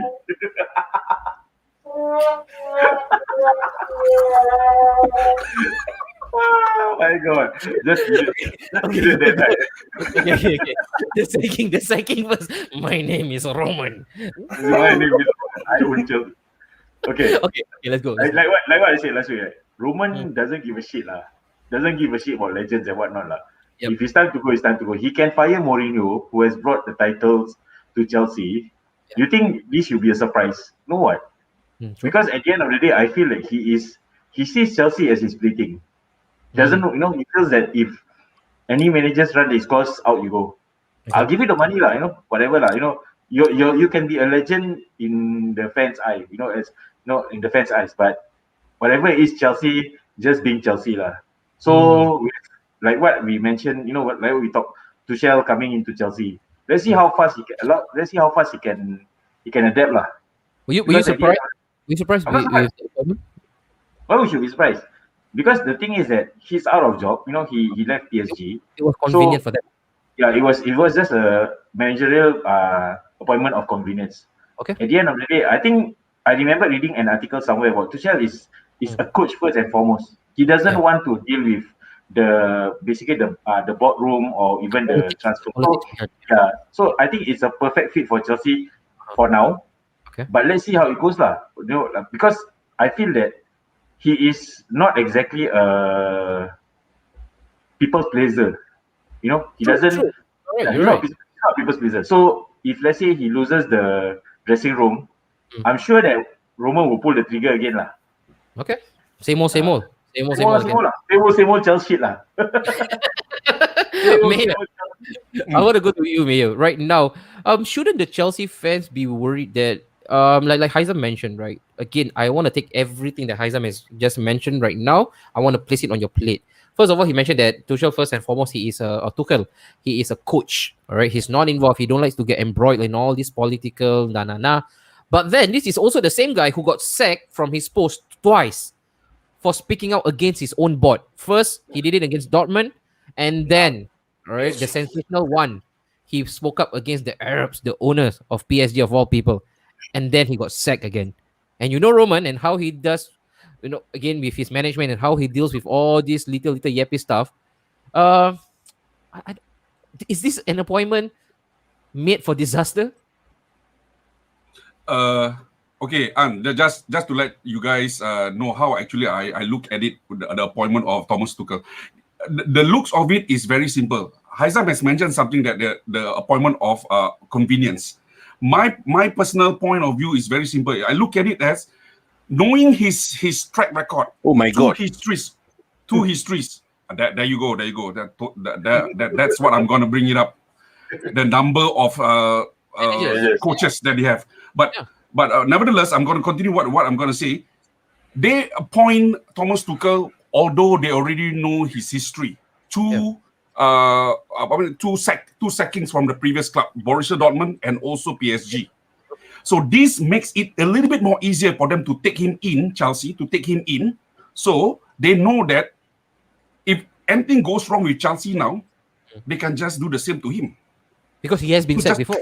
Yeah, he has been sacked before. So there has been talks also, and also stated on the statement stating that, okay, he signed a 4-year contract with Chelsea. Sure. But if anything goes wrong, the contract can be changed into 18 months. What actually has happened to Lampard? This is something which I have also read with regards of how it is going to look. The board do not like a person who talks back to them. Yeah. So it makes them a big opportunity. If something goes wrong with the team, we can just sack him, just like that. Throw him out the door. That's it. There's nothing to argue or debate about whether we should keep him or not. Whether there is need a talk for him to renegotiate or something like that. No. Okay. Don't need. So I look at it that this is like simple. Haizam mentioned appointment of convenience in order for them to say, okay, anything goes wrong, sack. Okay. So Alright. anyway, it comes down to their legacy, their chart, what Prem actually has put up there just now. Long one, man. How many Long how endless. how many coaches? How many Wow. coaches? 16 managers right now. Ooh, Yeah. Chelsea. There you All go. right. Faris, Faris, are you by any chance impressed with the signing of, or the appointment rather, of Thomas Tuchel? Because again, with he came in with an excessive baggage, a really bad one as well. Okay, but also if you were to look at the footballing aspect, this guy is a really good coach. He was a teacher first, all right, a teacher first, and then he was managing Augsburg, and then we all know the route he took, exactly like Klopp, all right, but to a different degree of success. Dortmund did okay, brilliant football. Same was with PSG. A lot of the coaches, again, they actually failed to bring PSG to the promised land, which was the Champions League, or is the Champions League. He nearly got there. Yeah. Right? Of course, under a different, or under a special circumstance, right? Because they only played one game. There wasn't a two-legged tie and all this. So it kind of played into PSG's hand. And they got met by the juggernaut of Europe right now, Bayern Munich. So pity them in that manner.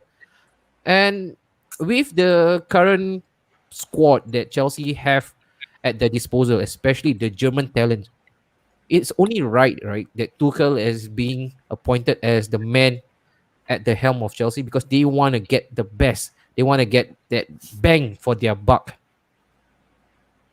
Do you agree with that? With Thomas Tuchel and also Chelsea? And do you think that this appointment will finally bring them that success for Chelsea? The one that they've been looking for high and low after Antonio Conte. No lah, getting Tuchel or Tuchel, getting this fella is a downgrade for Chelsea. And why do you say? Because I saw that on Facebook. You can't do shit with a prime Mbappe or Neymar in the Champions League final. You want to do something with who? An off-form Timo Werner? Huh? Kante reborn? You want to... Kante is already inside the mom's womb already. Oh, not reborn. So He's not going to be reborn. I'm sorry, Faisal Jabbar, but at the moment, the guy has lost confidence. Okay. So I don't think so. Kante is going to be reborn and whatnot. But I think Tuchel is not. I mean, good to Chelsea that they employ Tuchel lah. They signed Tuchel. It's good for the Premier League, the other teams in Premier League lah. It's a good walkover for him. And Premier League is a different ball game than the PSG. The French league. What? So, sialah, Sheffield United can win Man United, sial. What the fuck? Okay. No. I'm not trying to. No, I'm not trying to banter, but it is the reality at Premier League. What? Okay. So it's not every day. It's not a walk in the park every day. Once in a while you're gonna play Monaco and Lyon, a bit of challenge. But bro, this one every week is a challenge. Okay. And a good team like the mighty Liverpool have a slump in the EPL. Okay. What is Chelsea, man? Tuchel is not prepared. I think he's not mentally prepared for the EPL. Okay. Yeah. And that's really damning. Yeah, not mentally prepared. So really damning from Faris as usual. And so you think this is Lampard.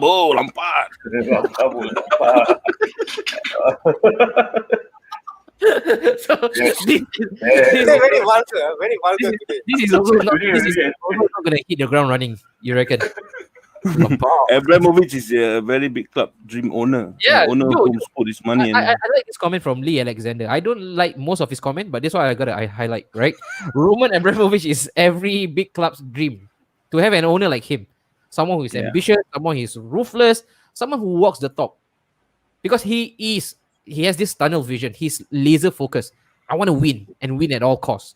Okay, so why are we throwing shades at Chelsea?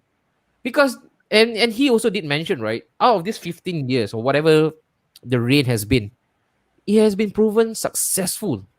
They've been winning trophies after trophies. I think under him alone, they've won four Premier League, one Champions League, I think one Europa, a couple of FA Cup to go. Yeah. So this mentality of this way of management has been proven successful time and time again. So why are we despising his act? Why are we calling Chelsea cancerous club, toxic culture? Because that's what we want, right? We want our club to win trophies. What do you say, Joe? Interesting. The thing is, But- it's not about just winning trophies, no. If you're going to be sacking managers after managers, then like what Faris like to say, you're just chasing glory. You don't have a structured process in place. The real glory hunter. Yeah, as much as I actually banter, make fun of Pep, using oil money and all, but Pep has actually done a structured process. He actually has a process in which he has to play, and it's a guaranteed success. Yeah. But Chelsea is not like that. They do not trust a particular manager. They will always bring in a manager, give them about 200 to 300 million, spend as much as you want, buy whoever you want, but I need to see result in that season. Pep wasn't like this. Klopp wasn't given like this. Ole wasn't. Arteta all wasn't given this kind of rule, whereby you need to deliver something in that particular season. I won't be surprised if Tuchel or Tuchel, whatever his name is, if he doesn't get to a FA Cup final, all right, or to, I think Chelsea is in Champions League, right? Yeah, in Champions League final, or either of Champions League final, or if now Chelsea fail to even reach the top 3, because if you look at the Chelsea squad, bro, Yep. that is a squad on paper. If you are playing FIFA, you are Good enough. guns blazing. It's Yeah, good freaking enough. good enough. It's really good enough. You can win games. I think Haizam will agree. Mayor, I think you guys definitely agree with this. On paper, I think they have one of the. Faris also agree. I think on paper they have one of the best teams in the Premier League. They got Kai Havertz, Timo Werner, Tammy Abraham, Giroud, Kante. The list goes on, and Pulisic, and in defense they have now Thiago Silva. Oh, it's like going again and again and again. It's like, Hey, budak Padang, macam. Macam. yeah, it's like, no, the list goes on. Rap sikit lah, rap sikit. The thing is, why we are saying cancerous is you are keep changing managers like how you change your underwear. Yeah, lama. But how do you know he keeps changing his underwear? Because some guys, as you know, right? Don't change. Yeah, they don't change, bro, for 1 week. Rambut bau. Bukan rambut, bulu bro, bulu. Rambut is on the Rambut head. kalau kat bawah, Rambut on the head. You go barber, rambut kat bawah soal leceh. Alright, Nicholas Victor Anil Kasim. Romo wants to go through every manager possible. Full stop. Only left himself to manage Chelsea. If you want to manage, then manage lah. Hey, what? Haizam, have you observed the change in Nicholas or Victor Sim? Ever since he changed today to the brand new identity, Nicholas Victor Anil Kasim, he's a bit more punishing.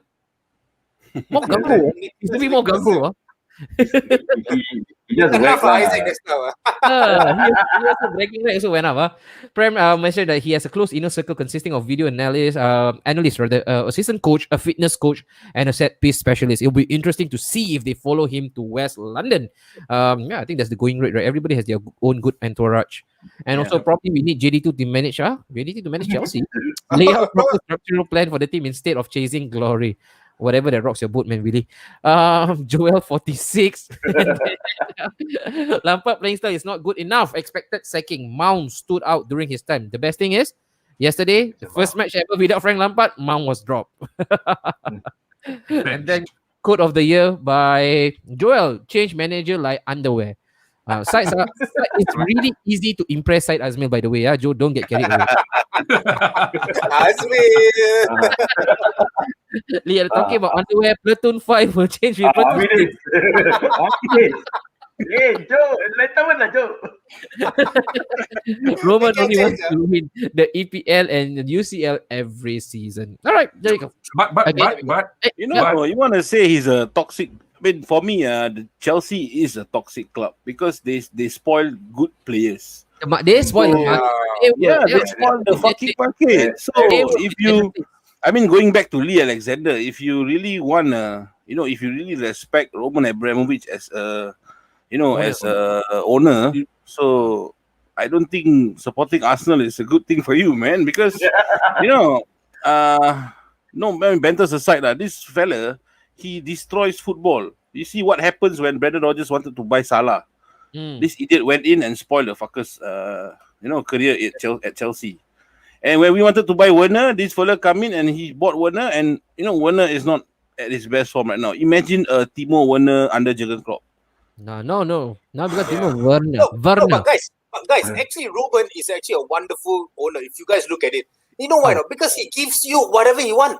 If you want money, he gives you. You want this player, go for it. He gives No, bro, you whatever see, want. you look at it last season. In return, you just need to succeed. Like imagine, Let's imagine, right? Let's imagine if it's Jurgen Klopp.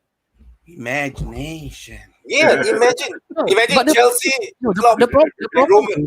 is just not the managers getting the credit. No, you see, Sometimes last players season, that Lampard don't want or the managers don't want per yeah, se is also being shoved onto their throat or through their throat because it's just yeah, it's not just a matter of the manager's list, or short list.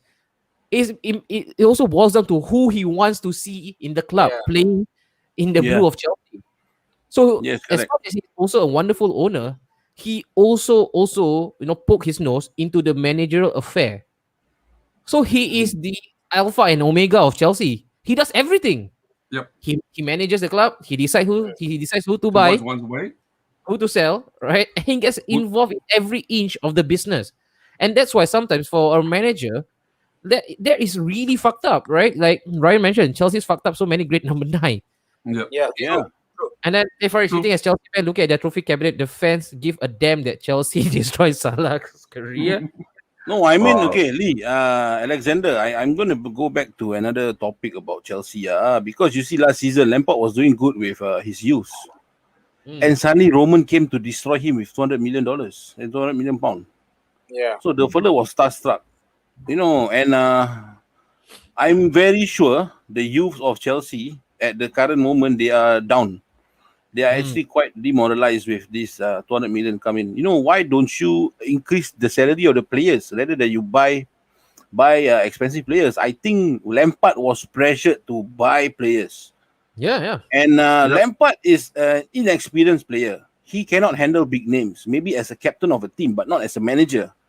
So when he get big characters, these players don't give a shit if you're a legend of the club because they come here to be paid to play football and whatnot, right? So I don't think they will give a shit about all this legend and whatnot, this legend status. So because I just think that they're a toxic club. I don't give a fuck how many EPL titles they won. For me, they bought it. Okay, Mayor?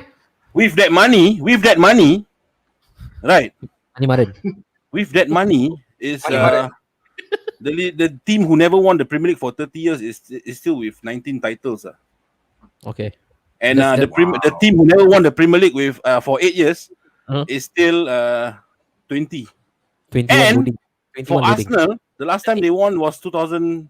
Still 2000 Third. they have 13. So Third if you best. want to say Third that they best. are a successful club for the Third past best. 15 years, they Third should have best. been winning it week in, week out. What? Best in Yeah, England. third Okay. best. Yeah. So for me, Okay. he really spoils the game. Okay. Sorry, man, All right. Alex.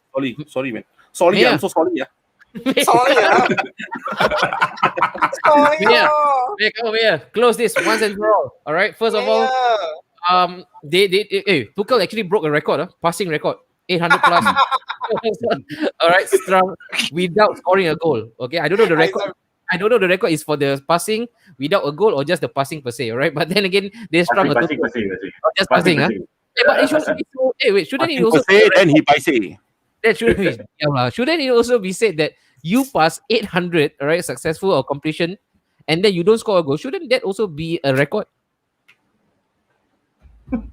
Well, true. So I mean, can consider it as a record too. But Okay.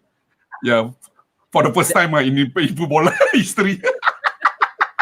Okay, so I read a couple of stuff on the internet. Many of them were really impressed. Okay, a lot of bright-eyed, bushy tails from the Chelsea fan, and again, we are fans. We are football fans. We are always highly impressionable. Especially, it doesn't matter new manager, new board, new player, new physiotherapist, new everything.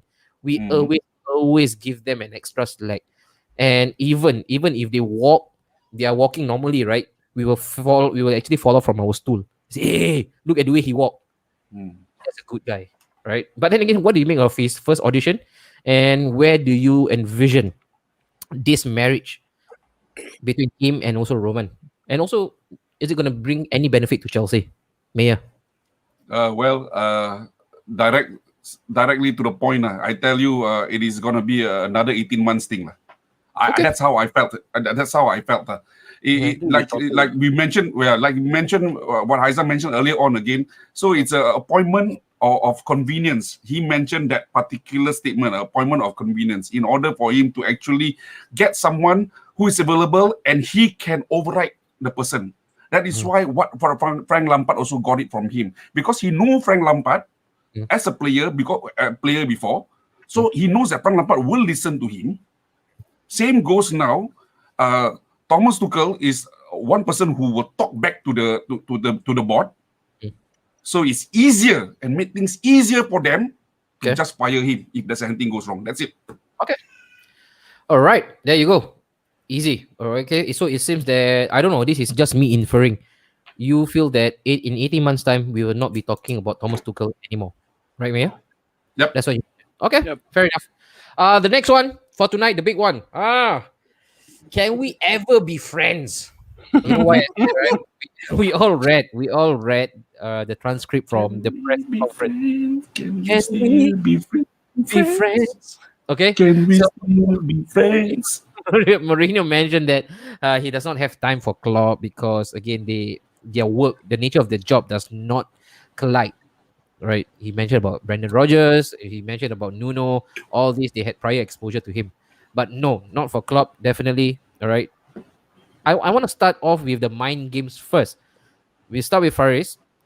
Wait, is there really a beef between Mourinho and Klopp, or are we again just overly being hyperbolical?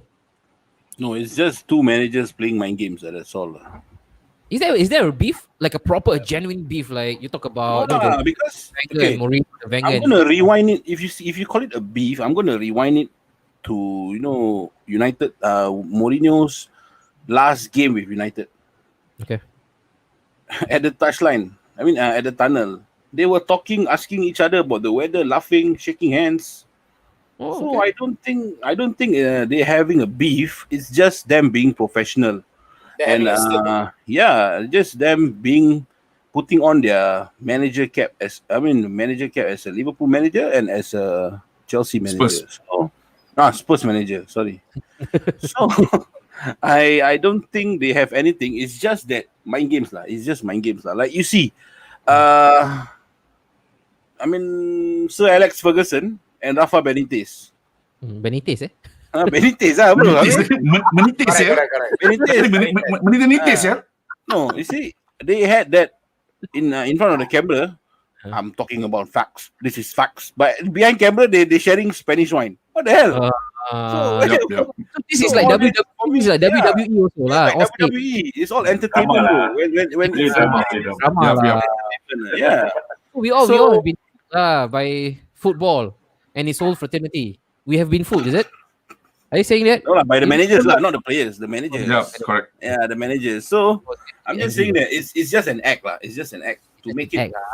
The Okay. players don't spice it up already, like how Keane and Vieira spice it up. So it's not the Yep. managers lah. John managers. Okay, Joe, Yeah. come on.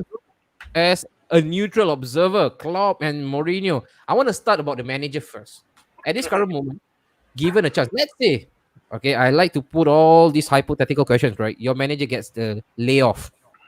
And then, so it just so happened that you have Klopp or Jurgen Klopp, and also Jose Mourinho available.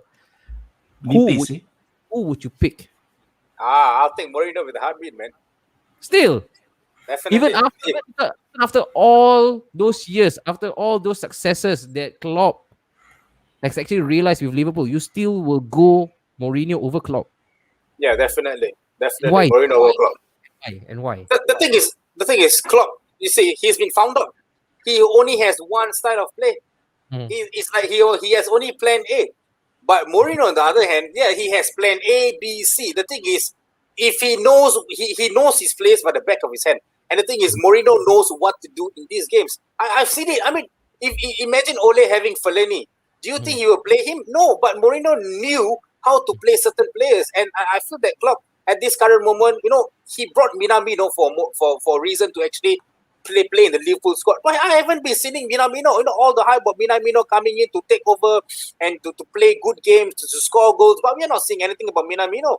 And actually, and the thing is, if Mourinho can make a player like Fellaini shine, I think Mourinho can help players like Cavani shine, help players like the young player 18-year-old Diallo shine as well. So I think for me, I will still go with Mourinho with a heartbeat. Okay, all right, fair. This is from Jay Sean. Mentioned that just did a research. Tuchel. Tuchel. All Tuchel, right. okay. Tuchel. Tuchel, Thanks, right? man. Right. Tuchel. To Tuchel. hell. Tuchel. I just want to pick this out from Mohammad Rian. All right. No offense, but Klopp is constantly paraded by the media due to his persona rather, and also passion, and he also backed this up by putting in the comparison of Mourinho. On the other hand, is usually viewed as a villain despite having Yeah, the same charisma. definitely. I want to go with Haizam. Haizam, do you feel that at times, right now, Klopp has always been venerated as a saint in eye of public? Hmm. Because this guy has been prickly, right? He has been on his own personal onslaught against managers, against again, people like Des Kelly, commentators, against sports personnel, journalists, everybody. He's picking fights with everybody right now. The grass I also. think I Some think girls as well. The grass. I, The grass I, too long. That was I can agree. 2 I agree seasons with ago. Joel. Actually, to be goalpost, honest with you, right, I agree with Joel with this. Like, if you look at it, right, okay, every story must have a hero and a villain. So Mm. last season, the romantic drama of Liverpool winning the title, Klopp was the basically the first manager that brought the EPL title to Liverpool. So the media had a field day of parading him like as if like he's the saint The of same. Merseyside. You know, Mm. so fast forward to this season, Liverpool's not doing well. What Joel say, Klopp got found out. All the players, basically, everything is going wrong, lah. Mm. So, and you see that the cracks are showing for Klopp. Yep. Okay, compare that to Mourinho. Okay, Mourinho is considered a veteran in the EPL. Yeah. Managing True. Chelsea, managing United, and Mourinho thrives in being the villain. If you look at it, True. Agreed. he doesn't want to be the hero. He don't care about being the hero. To him, is that he is The triple the H. face of. The Ah, triple H of football. yes, he does. No, Yeah. to me, he He's will not. better. He's more like he the will never. Deadpool. He's Yeah, an anti-villain. he will never berate his own player in public. If you notice that, Yeah. okay, what he does Mourinho. in the dressing room is another thing. Yeah, if you Mourinho, notice not that, Luke Shaw, Paul Pogba, Eden Hazard No, in all Real this he Madrid. did. All this he Iker did it Casillas. in the training pitch. He didn't say in media. No, dude, yeah, he he Media spoke. took it up. He The spoke out media in took the it up. media. He spoke out in the because media, right? A if couple you of notice, the media actually was the one who actually played into Mourinho's hand. Like he never mentioned about Luke Shaw being rubbish in public. Yeah. It was all in training. But what about this Even statement that Pogba is a cancer? but you do realize that it was all during the training pitch. You remember that video of when Yeah. he was in the training pitch, then suddenly Mourinho just berated him. Yeah, yeah. He was Yeah. in the training pitch. He didn't publicly throw his players under the bus during press conference because he has always been the manager that if you show loyalty to him, I will fight for you. But Haizam, So this is also the same guy, right, that we are talking about. The same guy that apparently has a really, really world class style when it comes to players management. This is the same guy who got sacked everywhere, left, right, center, everywhere he goes to because of players' revolt, because he lost the dressing room. that's why I said the thing is that with that kind of villain, how of course people will never like the villain. If you look at it, it's a textbook script of like let's put it this way. When we grew up, we always thought Batman was the hero. When we are older now, we see Joker as the cool guy. Joker brings us that reality. Do you Okay. notice that?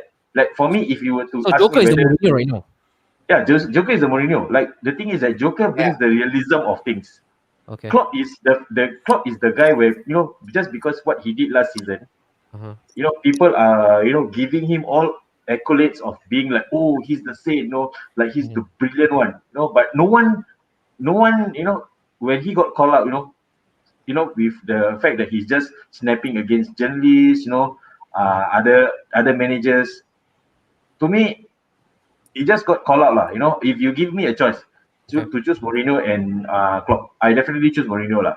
Mourinho again. Okay. I mean, for Aizam, you want to say that because of last season, Klopp is a saint. I'm defending Klopp on this. My stand is on the defense of Klopp. 5 years ago, Klopp came to Liverpool and he said he's the normal one. He's been a passionate, emotional manager since 2015. And at 2004, Mourinho came and said he's a special one. So you see that arrogance. So the media is going to make a meal out of an arrogant peacock. You know, the Portuguese peacock. You know, he's walking with his chest out when Klopp celebrated with his players. He hugged his players. So that's why the persona.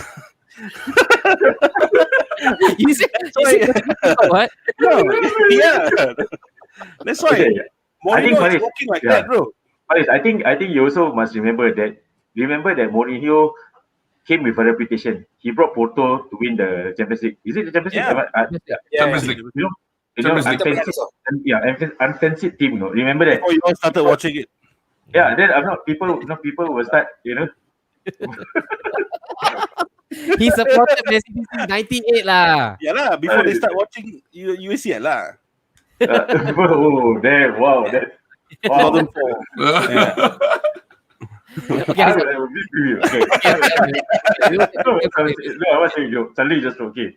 Like the fact that when he came to the EPL, because of that reputation, like why needed a special one? I think that is the character that we needed in the league. Okay. So I think we've now talking about the rivalry, so-called rivalry, like what Faris said, it's a smoke screen persona lah. Okay. All right. At the end of the day, we will never know whether Klopp really has beef with Mourinho. For all that we know, like this is just mind games, tactical. Kamcheng lah behind scene, huh? All right, Mayor. Right now you are smiling, Mayor. I want us to move past the beef or the purported beef. All right, Let's go according to the mutton now. Let's go to the steak. The steak is better. Lamb chops, bro. The lamb chops. according to Not stick, bro. Steak. steak. Stick, different stick, bro. Stick kat sini. stick is- Tangan mari, bro. Tangan mari.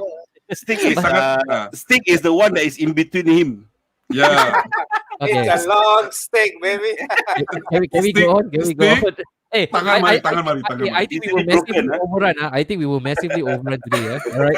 So for the panel right now, if you need to go, please tell me so. All right, because I'm gonna release you. I look at the timing right now. We are gonna fucking overrun. All right, just so you all know. All right, Mayor, for United and also Liverpool.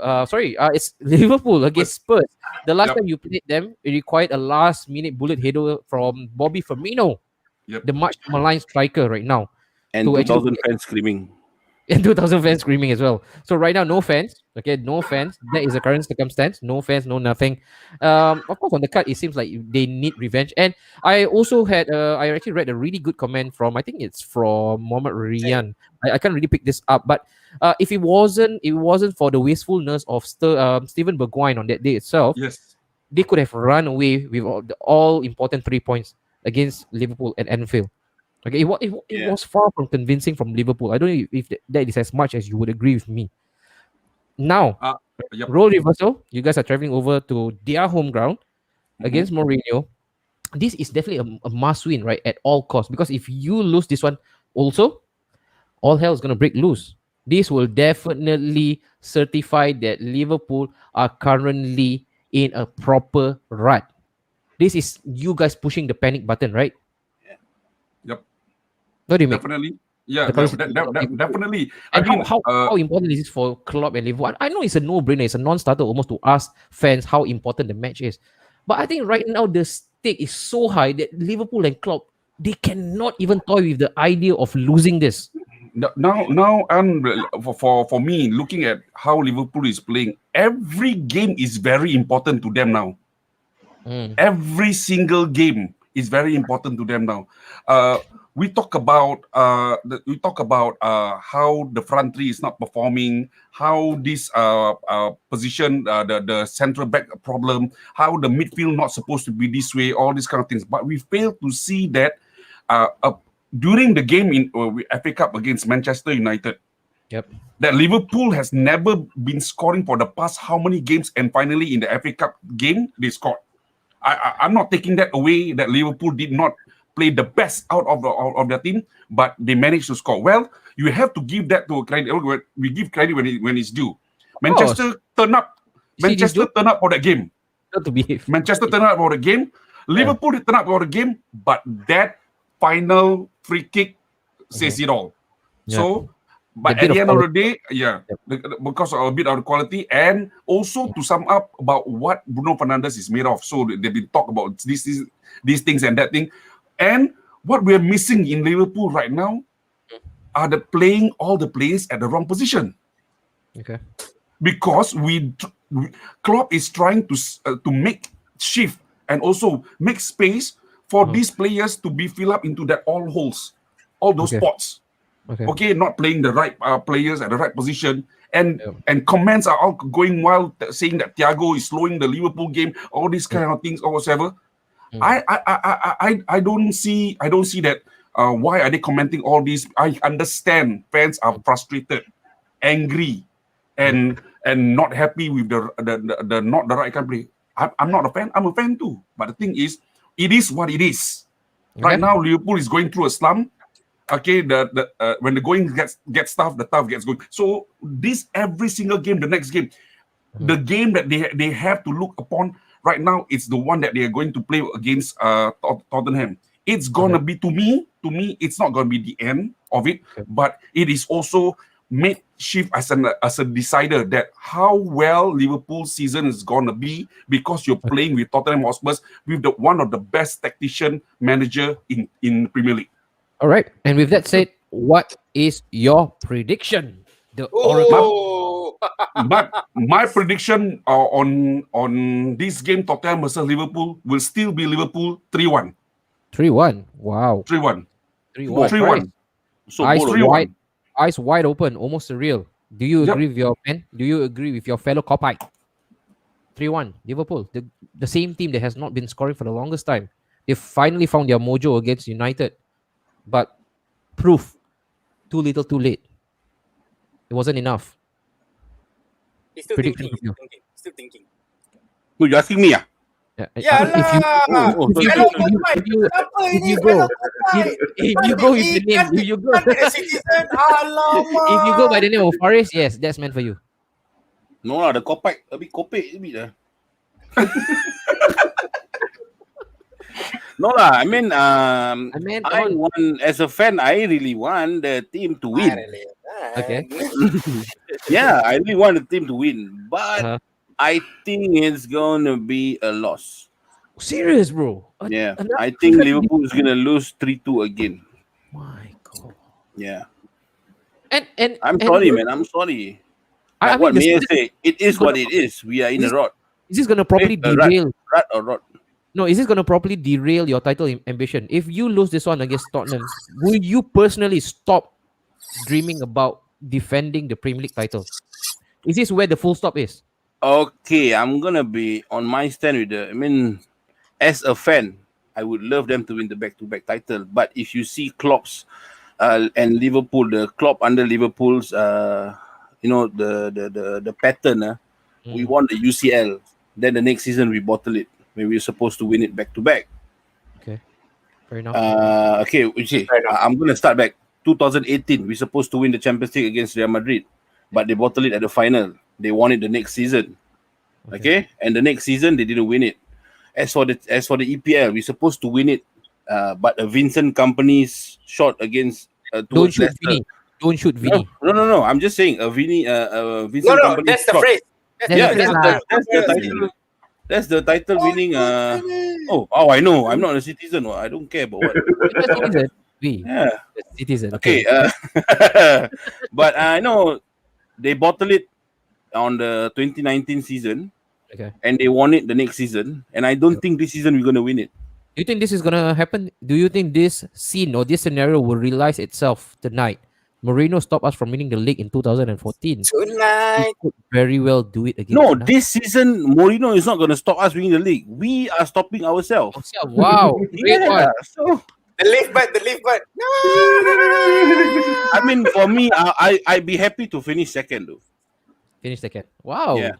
Lowering down your expectation. Lowering down your gaze, my man. All right. So you I mentioned still want a coming back-to-back like me, title lah, but realistically, when we see the things in realistically, I don't think they're gonna win the league. I don't think Liverpool's gonna win the league because of the rut right now that they're going through. The 4 goals. I mean, 4. Yes, 4. It's only 4 games. Correct. I understand. But these 4 games gonna prove costly in March, April. So I don't see us winning the league, but Okay. I want to win the league. You want I to win want the us to league. win the league. You don't see them winning the league. Yeah. Ultimate contradiction. Gonna push to a natural, or rather a neutral observer. Jole. You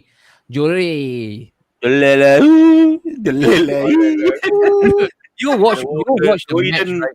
You will actually watch Noiden. the match with so much interest, with a vetted or rather an invested interest, because the result will mean something to you as Nah, a fellow waste chasing fan. time. Okay. Are we looking at another possible stalemate, another ball fest, another snooze fest, or do you think Liverpool, the champions of all champions, will finally arrive to the Waste forefront time. of Two football birds, once two birds fighting it out with each other. again? Okay. Wait. All. It's a cockfight. Right. It's a cockfight. No? Okay. The thing is, Nobody can see I you, think Faris. if you guys know, all right, Make people see me lah. Spurs have a very good defensive record after City. City right now have the best. Hey, why got echo? Okay, go. What is Yeah, that? Rama. I don't know. What is Faris, that? Okay. So the thing is, Just Spurs, in case the viewers missed it, 2 birds fighting. something FC. If it's not Okay, funny, the don't thing laugh. is, the thing is because Spurs have the better defensive record after City. City have one of the best defensive records in the league right now, You know who followed by comes Spurs. Arsenal. Yeah, so Arsenal is third. All right, but that's besides the point. All right, so Liverpool, I really thought Liverpool would turn up against Burnley. All right, I really thought Liverpool would turn up against Burnley because I thought that is the game where they're going to just go guns blazing. But no, they did not turn up as well. All right, and I really thought they might turn up in the FA Cup as well, which they did. They scored goals. All right, but they scored goals against a United team where they have defensive issues all around the season. All right, but Tottenham, they do not have much defensive issues. All right, and they have been rock solid at the back. All right, Mourinho always built his team from the back. His defense is what it is for him. All right, so for Liverpool to go out there and to swing through passes like how they did against United at Old Trafford, I don't think so. That's going to happen. I think Mourinho this time round, he is going to do one up against Klopp. Ooh, okay, Haizam. I'm gonna close the shop with you. Joel already said it in terms think- of like, Wait, you also think that Mourinho will do a number on Klopp? of course, because if you look on the defensive record, Spurs is second, you know, and the fact that Liverpool is struggling to score, I think it's gonna be a Spurs win lah. Unfortunately lah for Liverpool. I think Faris also said it. I mean, Faris being released as he is, right? He said, like last season won the title. Maybe this is the yo-yo time era that this season will be Liverpool's lowest point of not being able to retain the title. And I don't see them picking up the win at Spurs lah. Okay. I feel like I don't think it's gonna be a high scoring game. That's for sure. It will be a close game, unless Lady Luck smiles on Liverpool for some reason, and then suddenly Liverpool just nick it. But then again, I don't see Liverpool winning it lah. Okay, Haizam, and same question for you. Whatever I've just posted to Joe as well, you will also be watching. I don't know. You don't even watch your City game, so I don't think I cannot watch. Please, if I watch, they won't score. I don't think you'll be waking up for this one, right? 4 a.m. Spurs and Liverpool. But you'll be watching, all right, with a significant amount of intent. Again, I just want to put this out. If Liverpool decides to once again self-destruct, again, as a City guy, do you think that that's game over once and for all for Liverpool? So that now it's you, United, and whoever the surprise package will be for the title. Okay, I think this is where the flooding of games will come in place. Like when it comes to the Champions League, the FA Cup, I think this is the time where it's going to be very tricky. I think I wouldn't say that it's going to be game over for Liverpool. I'm going to say never lah. I'm going to give teams credit because like when City won the title 2012, it was the last game of the season. Okay. So unless Liverpool has an idea on how to stop themselves from this rap, they may have a chance, but from form wise, I don't see they picking up lah. Unless, like I said, lady luck. And I think that the viewers got to understand what me and Haizam saying. Me and Haizam are not saying that Liverpool are out of the title race or they're not going to win the league. No, that's what I'm not saying. They are not going to. The thing is, they might not be able to defeat Tottenham because of the current form they have. So do not quote us wrong, all right? Do not quote us wrong. Because of the current form, all right? Because of the current form, that is why they might not be able to defeat Tottenham. But in terms of the league-wise, Liverpool can still win. They right now from 1 to 11 or 1 to 10. All these teams are able to win the league. So do not get us wrong. Okay. All right. For me, don't get me wrong. It's not that I think Liverpool will not win the league. What are you shouting? What are you Why shouting? you shouting? Huh? Dah makan ubat belum? All covering track. Lupa makan ubat. Apa dengan budak ni? Okay. Vibaf, Samaga. Samaga. I've said it before, it's going to be difficult. TAA better be good tonight. This is, again, another guy under really, really heavy scrutiny. I mean, compared to his standards, he better not drop. All right. Imagine if TAA and Reece Williams appeared tonight. It's Son versus TAA and Reece Williams. Oh, that is a mismatch. Licking his That's a lips, mismatch. man. No, bro. But the previous match, Reece Williams got Harry Kane inside his pocket. Yeah, but you see, But the it's thing not true. Okay, it's Williams weak. was enthused to. Maybe it's But easier. the last game, Bergwijn was the one, the player. The He was running player- loose. Yeah, it's easier. he was running for loose too. Kane.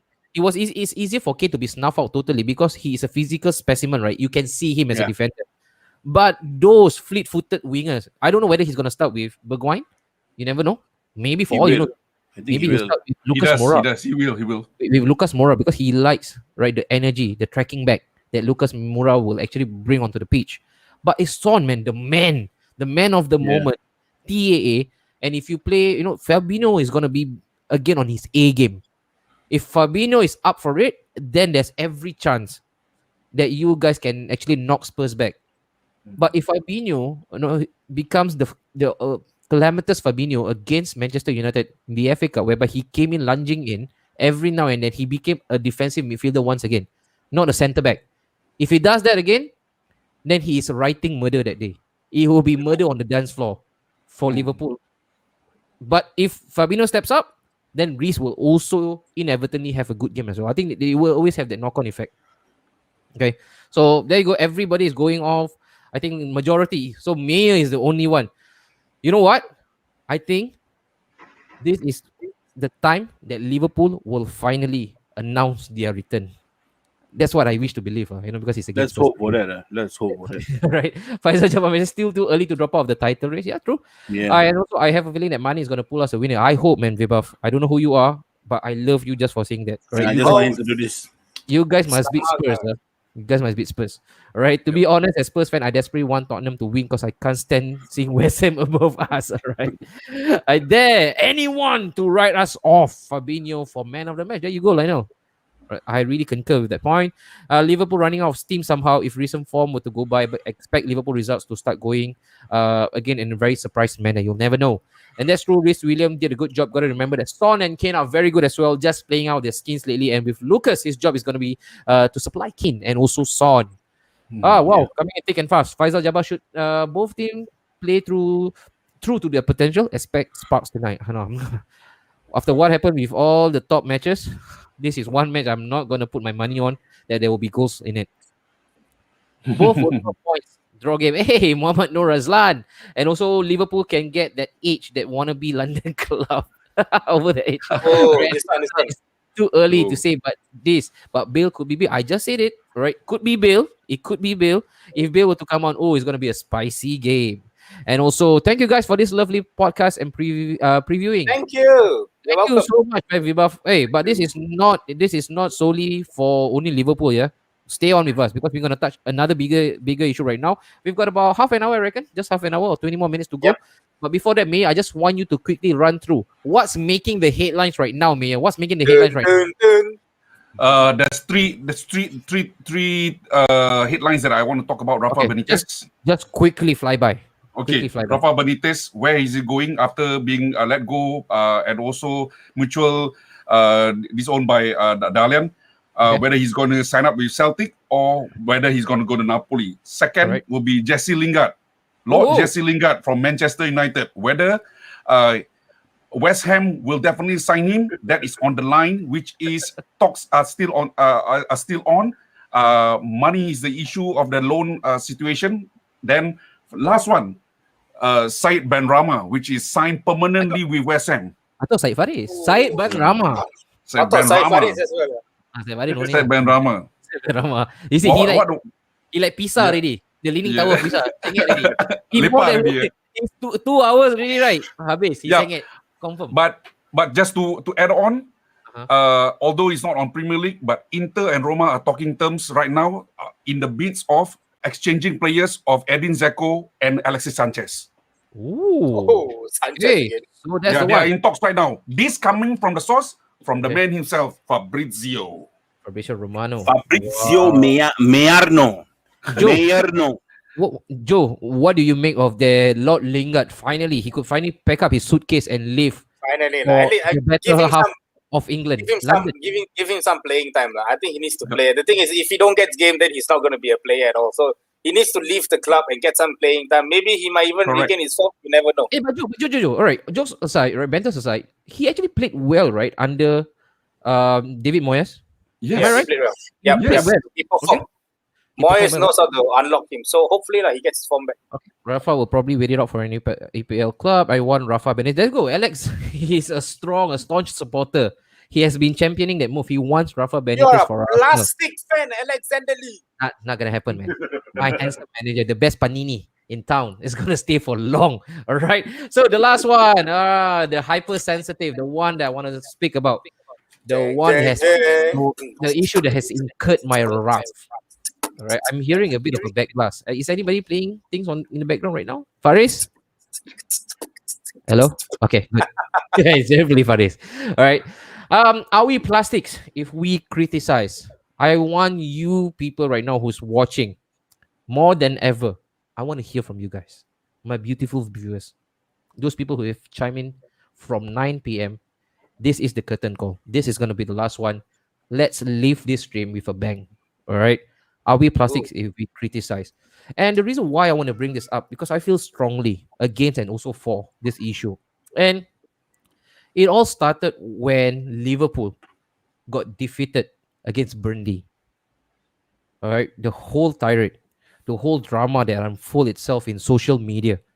Yeah, A lot of fans were bashing Liverpool. And then there's also another segment of the crowd who suddenly overnight becomes the sympathizer. They came out with, I think it's really overly I don't have a good word for it, man. But when I read all those social commentaries, I feel at times people are not justifying their rights, the rights of other fans to speak about the same club that they both support. Yeah. Right? Because I hear stuff from Liverpool fans saying like, hey, club should have done this player should have done that. And then you have another segment of the crowd saying like, who are you? Why are you questioning them? No, aren't you ungrateful bunch? Have you guys forgotten what FSG has done for you guys? What Klopp has done over the years? All this TAA, what he has done, all the accolades were all being thrown onto the floor so that you all can it was like a poignant reminder of how good Liverpool has been for the past 4 or 5 years. And it was the same thing for Manchester United as well, right, Joe? You guys lost today. Same. Ole out brigade came back, and then the Ole in brigade had to ward off and to just hold off fire because they had to defend their agenda as well. And then the same thing with Arsenal as well. They were out and about. Everybody. Because I never see any Man United fans today on social media. I haven't been seeing any Liverpool fans lately, though. They're still in the game. They have been in the game longer. No, you know why? I Because think- I think ever you unfriend me. Ever since the 3-2 defeat, they are very much like, you, the one don't say anything. No, Right now, cave Liverpool, reception. my friend also, reception not they're that very good. scared to say something to me. You know what? Say, bro, let me wait for the Spurs game, then I get back to you. Buto lah. You have to wait for the Spurs game to give. Buto lah. Tell them. That's why, Buto lah. Right, and the same thing could be said about the Arsenal fans. You know, the whole fanfare after Lampard got the sack, and then all of a sudden the Arsenal fan went into a meltdown. They melt at butter as well. They went onto their social media platform and say like, This is how a big club should act. Now it's your turn, Arsenal. Go act on it. Why is this guy still in charge? And you'll be forgiven to think that Arsenal are still in the rut, because this is the same team that has turned the corner. I'm not saying this because I'm an Arsenal fan or because I want Arteta to be there. I'm just being realistic right now. I'm just talking about the fan and what we all have come to as a community, right? And I know internet is not a safe place. I know internet is not a good benchmark for moral decorum or moral compass for that matter. But I feel so irked out, man, when I read all those comments like, no, you can't complain, you can't moan, you cannot criticize, because if you do, you are a plastic fan. And then there's also another issue. You know, Right, for another- the fans who say that, Nori, Mm. it's a fucking football club, not a fucking cult. Everybody should not agree to one fella. What? You know, everybody should have a fucking opinion. Oh. You know, if everybody's whole hands singing praises, you better be in a cult waiting for UFO to take you after you take the pill. What? Correct, what? Right. Mic drop. We are a football club Mic drop. with a lot of people. He definitely read that My- somewhere. Yeah. I was Okay. just thinking, I did use that as a tool to go against some of my Liverpool fans, Okay. True. because I got the dead end of the sword. Okay. So I want you. Yeah. I want you to hold fire as well, because I know you have a lot to say as well. All right. I just want to go on my part first, and then also there's another issue. We Asian fans, for far too long, we've been looked like the lesser half, right? The people who are not supposed to talk about football because they don't know football, because they are not born in that area, in the club where they support or who this. You want to talk about sepak takraw? You siao ah. Let him talk lah. Let me finish. So if you're a Liverpool fan and if you are not born in Liverpool, then you don't have the divine right to speak about the club, because you don't know what it means to support the club. If you're not a Mancunian, then you shouldn't speak about Manchester United, because you don't know about Manchester enough, right? Wow. And far too long, we have been overly colonized by this mentality, overly indoctrinated, right, by this sentiment that, oh, if the white boys speak about it, it should be taken with a lot of consideration. It should be taken for gospel. It holds a lot of weight because they are from that particular area, the club that we support. So there are many issues, man. I just want to open up this Pandora box today, and I want to start with not Faris. I want to start with the comment section first. And then I'll Tomorrow lah. Until tomorrow. and I'll do with Joe, right? And then I'll do with Joe. We talk about from Viva, J-Links. I feel for the guys like Jolie said, he needs some game time to improve as a player. All right. No criticism fuels and motivates our team. Anyone who says otherwise don't know passion. All right. No constructive criticism is the best sort of criticism. You need to criticize to improve a squad and find the weak points of a squad. There's no improvement made if you don't fail and people point it out. Yeah, what I want to just pledge out, right? Why can't we have a proper discourse? Why can't we have our say? You know, if it's our innate nature to criticize, some people are just hypercritical. Some people are just overly skeptical. Some people are more cynical than others. So why are we putting a leveler? Why should everybody follow a mold of somebody? You get what I mean? And that is the ire that I have right now. To be critical is fine lah, but to complain and moan, there you go. Lionel, how do we draw the lines? Yeah. How do we draw the line, Lionel? What is complain and what is moan to you might not necessarily fit my own definition of complain and moan, right? I disagree, Lionel, with this. Okay, Yeah, just take that on, right? So you disagree with Lionel, you're gonna take on that moan and complain, right, Joe? Moaning and complain is wrong. No offense to Arsenal fans here, but an example of fans without criticism is Ty from AFTV, overly optimistic. Like I've said yesterday, we have the right to voice out our frustration, but that doesn't make us plastic. We have been through times, worst time. Yet we are still here waking up 4 a.m. every single game to support. At the end of the storm, there's a golden sky. You never walk alone. All right. And then Heikel Ismail chime in. If we are plastics, why do we even bother watching football? Don't even bother if you can't accept criticism. Yep, another one. And also after Sheffield took you out, you've been full force right out today. And then as is Sharil Ali Uto lah. All right. Victor mentioned criticism is because we want the teams to do well, but as the sentence goes, win, lose, or draw, stand by with the club you support. Right, do the 5. In football, sometimes we are going up, sometimes we are going down, right? And even ex-players, regardless of the club, are critical when their clubs don't show up, not just in defeat. There you go, a great point. But nobody's going to say shit, right? Because these people are ex-footballers, because they know best, they know better. Exactly, Faisal. And then too much positivity and faith in the team will lead to delusions. Faris, real talk, drop the mic. No, don't do that, man. Don't praise him up to the heavens. Not yet. Okay, I've got a lot right now, but I want to start with maybe Joe first. Joe, where does it stop, man? You always got a problem when people praise me. What is complaint and what is acceptable? You got to manage your ego, bro. What is complaint? I'm a proud peacock. All right. So where do we draw? I want us to draw lines in the sand right now. Let's separate the issue. What is a complaint? What is moaning? What is being critical? What is being objective? Where do you go? And it's very simple. We can be critical. We can actually complain. We can actually moan. We can actually vent our frustrations. We can go all out. But this shouldn't turn to hatred. This shouldn't become an hatred. All right? We can criticize all we want. All right? But this shouldn't turn to hatredness. All right? Or even going into terms of racism. All right? Criticizing the players' personal lives and all this. That is nothing to do with football. The thing is, everything what he does is all about football on the pitch. Whatever he does on the pitch is what he's supposed to be blamed for. We will critique whatever he does on the pitch. That it is. But if you're going to go through hatred, if you're going to go through and poke on him for personal reasons, then that's too much.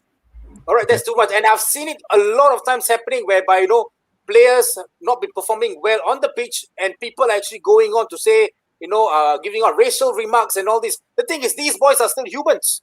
Yeah. These boys are still humans. So the thing, and we are also humans. Come on, fellas. If you're watching a game at bloody 4 freaking a.m. in the morning, all right, and we're watching games like shit, of course we have the right to criticize. You also play football. I also play football. We also understand everything. All right. That doesn't mean when I criticize, that doesn't mean I'm a plastic fan or I don't have loyalty with my clubs.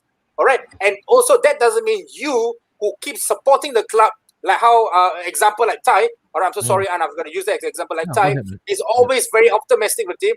Yep. That doesn't mean that fella's super loyal to the club. No. All right. He has a different opinion. That is what he said. And I have a different opinion. But those opinions shouldn't turn to hatredness. All right. The moment hatredness comes in, you are toxic to the club, and you are toxic to the world of sports. Okay. Oh, passionate, man. You can feel every ounce of it. Joe has been keeping it in. He has been putting a lid on it for the longest time. Haizam, I want to go to you, Haizam. Again, like I mentioned, right? Your cannibalistic nature should come out in this as well. I see you appearing in so many Manchester City forum, right? So, you kill your own people. You kill your own cannibal. That's how ruthless you are, right? And there's always this ongoing battle. It's almost endless about the Man City or the white boys. I'm sorry, man. I'm gonna be crude in this. The white boys, when this. Let's call it this and it is. Yes, I'm not gonna masquerade this pain, because I've been putting up with it for fucking too long, right? When the white boys say something, even the Asian guys will be pandering to them. Say, that's it. That's how you should speak about football. And then when the Asian guy comes in, what do you know? What do you know? Right. And then the second thing I feel completely vexed, after Liverpool's defeat against Burnley, okay, they exploded in the social media scene. And you would understand why. And Faris is one guy. He also takes up his sword and shield. He go on into the battlefield, and he wants his voice to be heard as well in the comment section. It's not necessarily the best of places, but then again, hey, that is probably the closest thing you can get in terms of voicing out your opinion, apart from Napshot Studio, right? But then again, you know what? Again, like I mentioned, right? What really annoys me is those comments when they say that, that old man, and then with him just putting up the umbrella, shading that small guy. No matter what, I'll still love you. No matter what, I'll still support. Yada yada yada. Doesn't mean that if I'm angry at you, doesn't mean I just support. Wait, who says that if I'm angry at my club, that what gives you the right to think that it signals me giving up hope on the club that I love? Come on, Azam, say your piece. First and foremost, I think Joel hits the nail on the head with what he said lah. Okay, if we are talking about, okay, I think it's also comes back to the fine line of supporting an English, English league, Asian fans. The English fans, okay, minority they can be racist.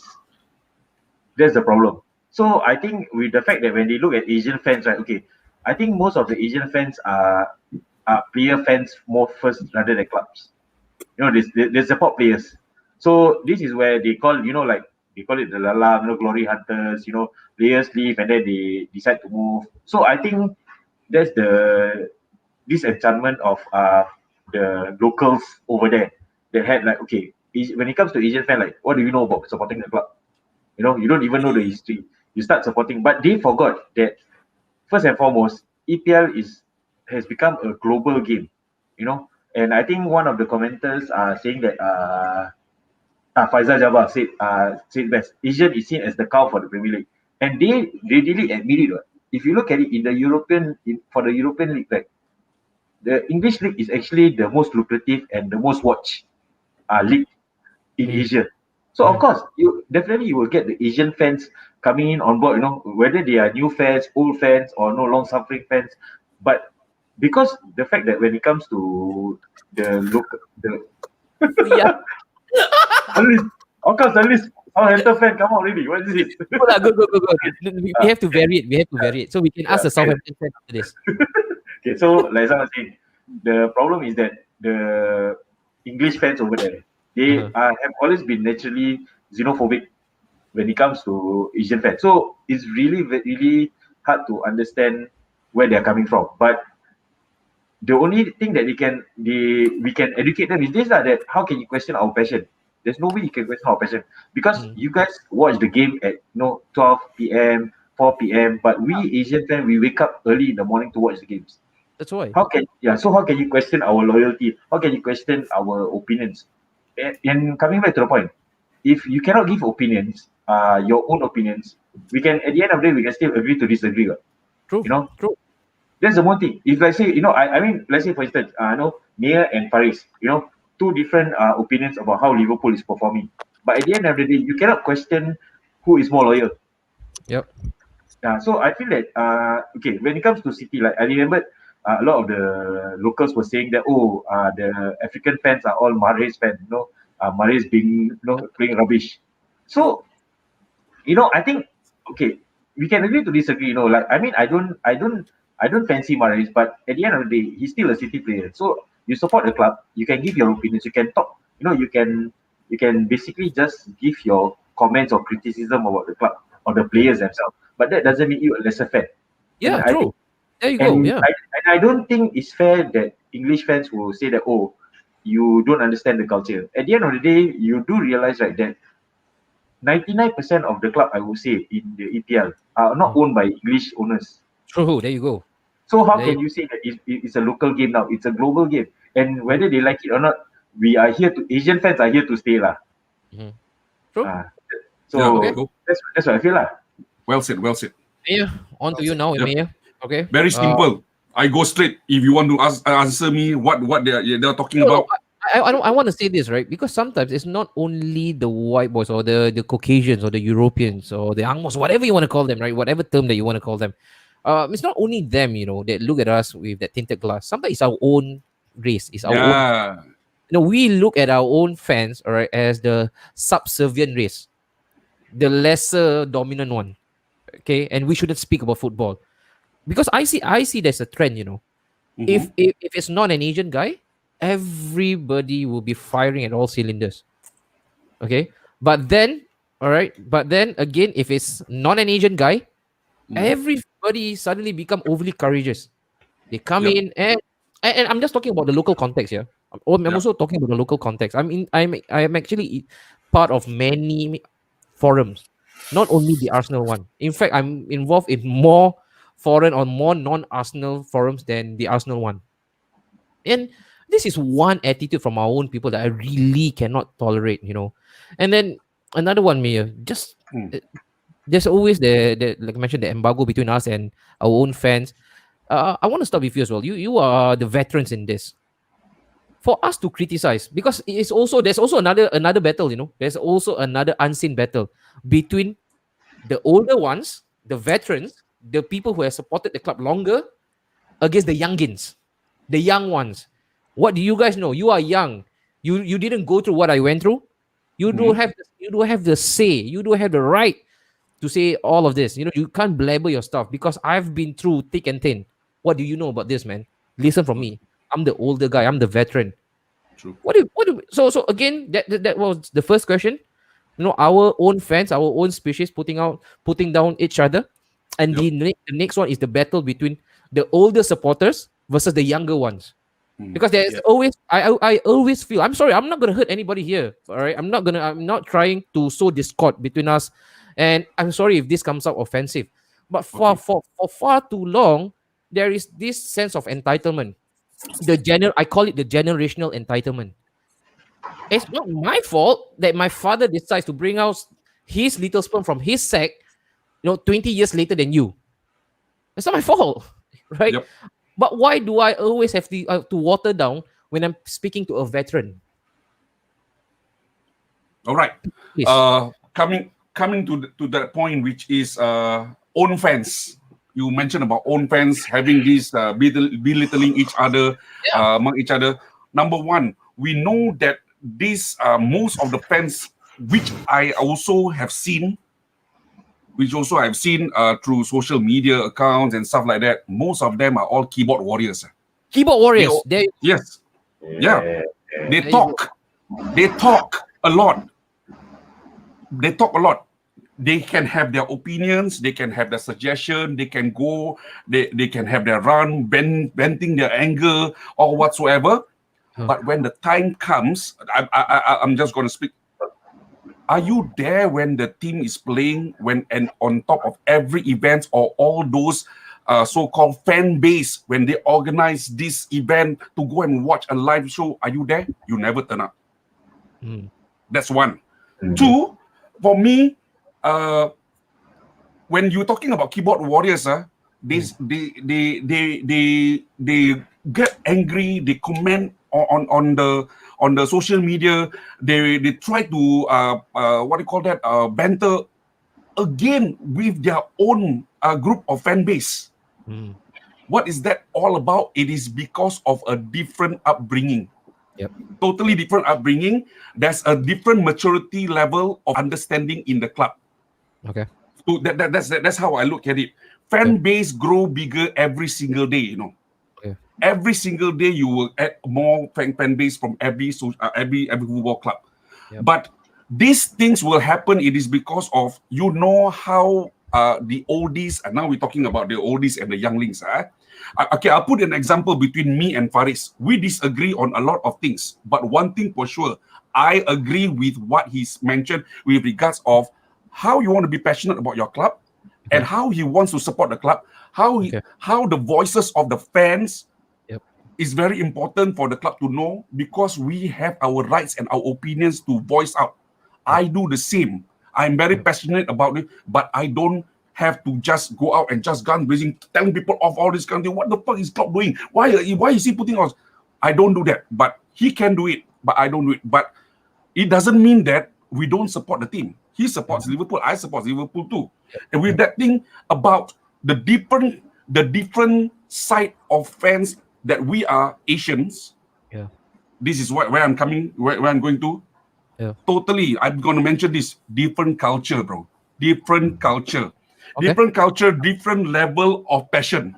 We Asians, when we really, really like that particular club, we support until to the end. This is how I feel. Okay. We, like Haizan mentioned also, we wake up every 4 o'clock in the morning also, we're going to watch. Jay Sean also mentioned, we 4 o'clock, we're still there watching every single game that we want to. But some fans boast about, you can go to, let's say, I'm going to talk about Liverpool, go Anfield 7, 8, 9 times, 10 times, 20 times. That doesn't make you a true fan. That doesn't make you a true fan. Fair point. Yeah. That doesn't make you a true fan. That doesn't show you that, I really support Liverpool because I've been there. Yeah. Fuck you, man. No way. I said no. Where did So that come people from? people don't go to Anfield means they're not true fans if you're a Liverpool fan. You can't say that. Yeah. Throughout the time, why we started Yep. supporting English Premier League, English teams. Don't say English Premier League, English teams. Okay, why? You look at themselves. I've been brought up by watching big league soccer. After that, road to Wembley. Why was it channeling on our TV station in Asia? True. We grew up by watching that. If the other party of so-called supporters from the other side of the country, which is they say you don't know anything about our country, you don't know anything about football. I said no. Then don't bring your football to this side of the world. Yeah. To the other side of the world. Yeah. But you have the audacity to organize to bring the league in for Asia Trophy in Kallang Stadium. There you go. There you go. Yeah. You bring Chelsea, you bring Arsenal, go to Stadium Bukit Jalil lah. For what? Why do the Asian tour? Yeah. Why? Because you want to sell the jersey, bro. You want to have that. make money. You want to make money, bro. Asia. One of the comments that brought up that Asia is the cash cow, lah, bro. Hello, wake up, lah, bloody Europeans. Come on. Where you get all this from? It's from Asia, bro. Now I ask you again this question: which country now we are looking up at? We're talking about cash flow. We're looking at China, bro. China, yeah. Asia. There you go. And Faris, before I go, a couple of comments. I'm just gonna go through. All right. Sorry if I can't pick all the comments out. Football is awful. That brings people together. If not for Napshot, I wouldn't have Joel to love it better. Got to remember that the most thing, football is for the fans. The players don't make money if the fans don't show up. All right, there you go. That's a good one. He also came in with a lot of fire as well. I'm a Liverpool fan, but I have a lot of respect for Arsenal fans and Tottenham fans for their loyalty. Looking at Chelsea hooligans, I don't know where this is coming from. Racism is very common in Italy. Faris turned into Farings. Without the promotion from the lower leagues, we were nothing. Don't even talk about the money takeover. It wouldn't ever happen. Thanks, Kevin Keegan and Joe Royal. Glory. Apa dah? Glory Sheffield United. Dia kamcing already. You know how bad, especially when results doesn't go your way. But be realistic. Faris, sometimes we gotta look at ourselves as well. All right, take a look at the mirror. Sometimes it's overly erroneous for some of the things that we say because we are. He also changed it. Because at times, right, some of the things that we say are not substantiated by facts and figures. It's just personal feeling, especially after you lose a game. Right, you get so overwrought by emotion, raw emotion, and you just want to let it all out. And unfortunately, Snapshot Studio does not air every day. Soon, maybe, if we have enough funding every day, then you guys all can speak up, all right? But I want you to take this. Realistic. Okay, it's such a small word, man, that is being thrown by big men. And we all have our own level of interpretation and different level of understanding. What is being realistic? I'll give you an example, right? Your player, much maligned, TAA. Lionel made a really good point. Sometimes your fans are fans, just for that matter, right? I'm speaking from general scope. Before the match, before a ball is being kicked, the team is shit. The lineup, right? 1 hour. The lineup is out on Twitter, on Facebook. Everybody goes gaga. What a stupid lineup. This lineup is shit. We are doomed for defeat. Sack the manager now. He don't know what he's doing. He's out of his depth. He's inadequate. I get it. It's wrong. But it's also well within our rights, right? To be critical. So what is realistic? What is being realistic, Faris? In your own book, as a Southampton fan. You know why I wear this Southampton jersey? Okay, please shed some light. Enlighten me. In the past game, we lost to Southampton. Yeah. The manager crying.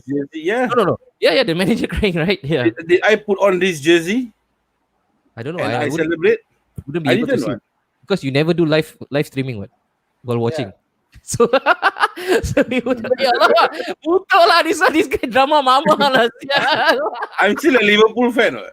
At the end of the day, I didn't gloat with, I didn't support. Oh, Tottenham Okay. win. Tottenham is the best team. What? Okay.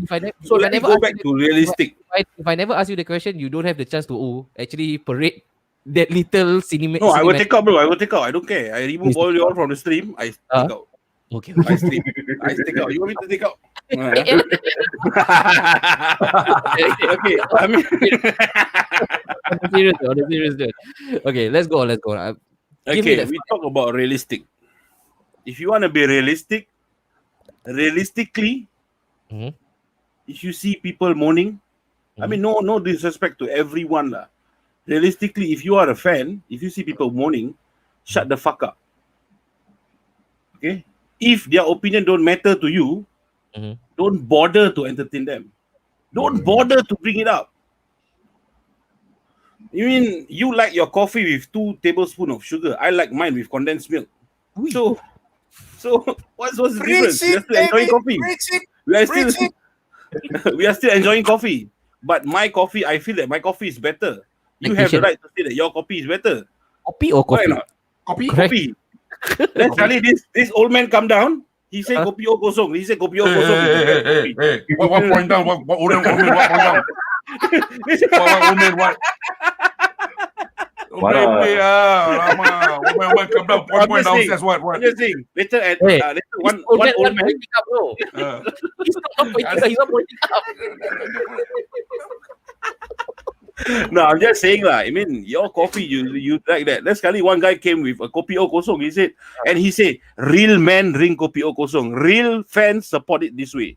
Okay. Who the hell give him the right to say that, man? Coffee is coffee, with milk or without milk, with sugar or without sugar. So if you really want to say about realistically, you just need to shut the fuck up and just watch your team. Keep quiet. Okay? Yep. Log out to all your social media account. Subscribe to the New Paper or the Straits Times. All right. And as for me, for me, I've been through a lot of Liverpool fans. My experience, Liverpool fans lah. I mean, I don't know lah. The old timers will say this. Remember what happened 5 years ago. Remember Remember 30 years ago. Don't criticize Brendan Rodgers. Don't bite the hand that feed you. He made us dream. Okay. Don't bite the hand that feed you. But why if the hand that feed you slap you? I cannot bite lah. I still must. Okay, feed me. No what? It does realistically no what? Realistically, yeah. You feed me or not? If you slap me, I slap you back lah. You know.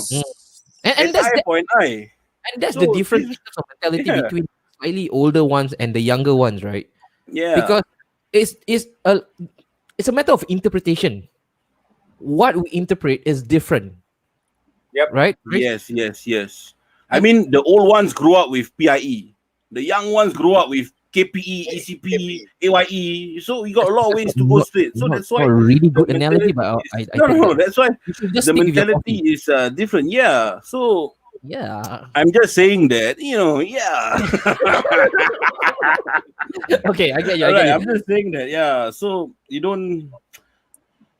have no right to call people plastic. Plastic. Okay. Yep. I mean, banter-wise is fine. It's Yep. Banter-wise is fine because we know that it's harmless. Like for me, if I don't know Haizam, I'll call him a plastic just because he's a Man City fan for banter's sake. Okay. But if you know his backstory, he's been even worse than plastic since the 90s. Yeah, he's worse than plastic. We love More Isaac. than plastic. Might be like styrofoam. Yeah, He's non-biodegradable. No, he's non-biodegradable. He's a threat to the environment. Yeah, boy. And I just want to add, I realized Okay. something lah. The younger generations, because they think that football is based on FIFA, PES, Football Manager, and they think their opinions are very straightforward. Talking about cannot lose. Yeah. Lose is a big no. So they expect the club to win, and then when they don't win, then they talk trash. And I think people, okay lah, as human we all have different opinions lah. Like what Faris say, we can banter, even within our own clubs, right? Okay, we can have opinions. But what Faris says it best lah. If you don't like the opinion, then the other chick or just shut the fuck up, ignore lah. for what you want to get triggered? Yeah. Because at the Yeah. end of the day, it's like what Mia said, Yeah. we can have different opinions, but we still support the same club. Mm. Correct? I mean, True. taking the banter is fair enough lah. Within locals, I think we can do it lah. I mean, at the end of the day, as long as it doesn't get personal, I think it's fair. Yep. But when it comes to personal, then I think that's where we should draw the line. Okay. Don't talk shit just for the sake of being one up lah. Okay. You want to banter proper. Cool. That's a good one. And Joe, when it comes to us fans criticizing, sometimes we are not privy to the real situation in the club. We run our mouth off. Like I mentioned, Yeah. sometimes it's not being substantiated by real cool facts. We just want to say our piece. We Yeah. just want to beat our drums. And at times, you also have to admit the fans, especially the keyboard warriors, right? They go way over the top, Yeah. right? They become overly critical and not for the right reason. Sometimes it goes beyond footballing reasons. They become overly personal, and people like Granit Xhaka, my player. I'm very sure United have their own run-ins with players turning off the comment section and stuff, right?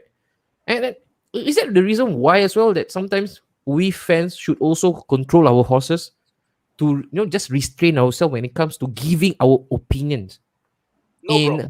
in an unsecured platform we all call the internet. The thing is, we are allowed to voice our opinions. And the thing is, plastic, that particular term, is not in football's dictionary. You are not a plastic fan, or you're not called plastic. The word plastic is not in the dictionary of football. All right, you are allowed to criticize. Even after 2 games, you are unhappy with the club, you are allowed to criticize. You are allowed to say whatever you want, like what Faris and Mayer and Haizam have said it. If that triggers you, then just shut the fuck up and leave. Don't get triggered. It's simple as that. If someone else is saying Ole out, Klopp out after a run-in of few games, no, that's his opinion, bro. That's his opinion. You don't go down and you don't go there and stop him from telling his opinion. No, you shouldn't do that. And if you were to do that, then I'm saying that you are actually intruding his privacy, because that is his damn opinion. You have an opinion by saying that I support the manager, but he has an opinion by saying that I do not support the manager. Yeah. Is a difference between opinions. What has plastic got to do with this? Nothing. True. Yeah, it's as simple as that. So the word plastic is not inside the dictionary of football. If you can't accept someone's opinion, look at what my brother Faris and Haizam have said it. Shut the fuck up and move on. Simple as that. I have gotten triggered many times. You can ask Anwari, you can ask Haizam, ask my entire panel. I have been going round and round bantering people for fun because I was super bored at work. But I do not step foot into their opinion. Yeah. I do not step foot with them. I just play around and banter with them, because as a human being, everyone have to respect each other's opinion. All right? It can go to the freaking extreme by saying he wants the player out, he wants the manager out. It can go to that extreme. Like I said, it can go till the very extreme until it reaches the hatredness part. The moment you start hating on someone and going personal, that's where you stop, because that is not allowed in football. Okay. Okay, just to add on to that, I think Yeah. Faris also realized this with the comments of inside the group that we were in. We are in. They mentioned, the younger generation did mention with regards of how they actually commenting. Most of them are keyboard warriors and stuff. They mentioned all this kind of stuff. We replied, the both of us, as in we agreed to the certain that said, no, why do you have to reply? You know that it's going to trigger you accordingly, as in make you be part of it. You are putting yourself down as the same as them, so don't have to do it. Just leave, shut the fuck up, and just leave. That's the thing. Correct. Totally disagree with Joel. Not all opinion matters. Being on social media, one must take responsibility and not always run their mouth. When negative opinions are given too freely on social media, people actually commit suicide. All right. Look at K-pop and look at what is happening in Japan. That I agree to a certain degree, Lionel. I agree to a certain degree, but also there is no indemnity form, right, that is given to you once you have subscription to the internet. I know it's personal responsibility, that we have to just duly delegate when it comes to responsibility and again whatever act there is when it comes to internet usage. But I don't know, man. The laurel shouldn't fall heavily on the users as well. That's how I feel. But I do understand from that humanitarian point that you also sometimes must take a Yeah. long hard look and be objective about the things you say, I because mean, yeah, the people club must educate the fans on what to do and what not to do. Because if you are going personally attacking the players, or okay, in fact, personally attacking the fans until they do keep they suicide, just like the K-pop scene, right? yeah, For yeah, me, that's over the board, lah. For me, that is really over the board, because the internet, you don't go and take someone's life, and for that, because we don't know how flimsy or how soft a person can be. You know, yeah, we can see like they're taking trolls, but at the yeah, end of the day, they might not be. They take it personally and they took their life. You know, just yeah, because I call you a piece of shit, like say, oh, you piece of shit. Then sekali he see that, oh, I'm a piece of shit. He yeah. commits suicide. Mm. So it's just, if you kill yourself, then I think if people are committing suicide because of this, then I think it's the wrong thing to do, lah. Yeah, I I mean, think yeah, it's a it's over the social board, lah. It's over the board. it's a social Yeah. issue, right? It's a social issue that we have to come to terms with the introduction of internet. Okay, I want to close this. Wow, I think it's fair that everybody has given their piece. Everything off the chest already. Thank you so much today. Like I mentioned, it's gonna go on a real mad overrun. We are going to hit the 3 hours. This has been by far the longest one. But boys, are we happy that we have given everything out? Everything is off our chest right now when it comes to how far can we criticize our team? The just how we behave on the internet when it comes to banter, because banter is such a loose term. Everybody says that, oh, we enjoy a banter or two, and then it gets overly personal, and then you start to sever ties with your friends and families. Yeah. Right. And also there's another issue as well that has completely eroded in our face right now, where like Lionel mentioned, people committing suicide after Yeah. reading all those heinous comments. And then you talk about xenophobia, you talk about racism. So it has all eroded right onto our face. And there's also the generational entitlement. The old ones feels like, the younger ones shouldn't speak too much because they have not gone through what they have gone through as a fan base. And then also you have another issue where the Asians are always being looked upon as the subservient race, the lesser ones. And again, it's a plethora of issues. We can go on and on about this, but this is my take, man. Haizam started the show exactly. That's the phrase. You chat shit, you get Get back. banged. Easy as, simple as. Okay, if you if you don't want to scold yourself, all right, if you can't take the heat, Gordon Ramsay always say something, Joe. If you cannot take the heat, get the fuck out of the kitchen. Yeah, don't be in the kitchen, right? Don't be in the kitchen. And I think I just want to take all of the comments before we close. Thank you so much, man, everybody. I love you all to bits, man. All right, love you all Yeah, to death. bro. That's the consequence, though. Everyone that's commenting, Uh, man, guys, thank you then so much. Yeah. according to Joel said, how much is too much? I think Hatred. there's no barometer, man. I think it's hatred, bro. Like what I said, Like, it just one- shouldn't go. Just don't turn it to hatredness. Simple as that. Okay. Yeah. Alright, Once friends, a don't- banter, don't- once a don't get it banter turn personal. to a hate speech, that is Hate it's over the speech, board. personal, I think Correct. it's over the board. Yeah. Yeah. Okay, friends, I actually need to distinguish criticizing the art instead of the artist. Wow, that's good. Same thing for football. They need to critique their performance, not their personal life. Yeah, man, Exactly. Don't wherever take it you are. personal. Hey, this Ryan guy is quite good. Although he's a Yeah. Spurs guy, hey, dude, if you have not followed us on Instagram, do so. All right, slide us a DM, and we want to talk to you. Where is the line drawn? I think That he Joe knows he mentioned. knows. Hatred, Yeah. lah. You know, he Bro. gave a virtual hug. Fantastic also. Right. Thanks, Doc. Thanks, Doc. Everyone is entitled to their opinions and to spread freely, but there are consequences, surely. Yeah, there you go. Oh, I see. All right. Look good. Blah blah. Have that short touch the topic about Burnley's victory against Villa. Sorry, I can't do that, man. Deben will be the right guy to do it right after this. And then even fans buying AAA jerseys are getting criticized. Faisal, I'm about to end my stream. You just brought up a damn good point. Okay. Yeah. But this is economically sensitive. If you think Yeah. that your pocket is not that deep, then so be it, man. Kue sera. For me, I can't. I have no choice, man. I have to buy Size. the original Size. one because Just of the size. size. Lido, Size. let's give you a hug, Lido. Virtual hug. Yeah. Okay, and then I love you guys, man. We love you, man. The same thing, all right? Reciprocal. I love you guys. I follow you guys. My IG is King Kaladze, all right? Or is that how it's being pronounced? I think Kingas Kelat. Kingas Kelat. King Kalad lah, Kalad. All right. King Oh, S. there you go. King S. Ah, Escalate. I'm King so Escalate. big, man. I'm so King big Escalate. right now, but I feel Give- so happy. I feel so liberated that I get you guys of all people to speak about this topic right now that has been haunting me for the past few months. I'm so happy, like I've mentioned, right? It's liberation. I feel so liberated that we managed to speak about this. Guys, this is not the end of entertainment. If you look at Haizam's eyeball, the trajectory, looking at his wife has been asking, what time are you ending? Problem of a married man. All right. We are all married men except for Jojo Joget. Only Jojo Joget is great.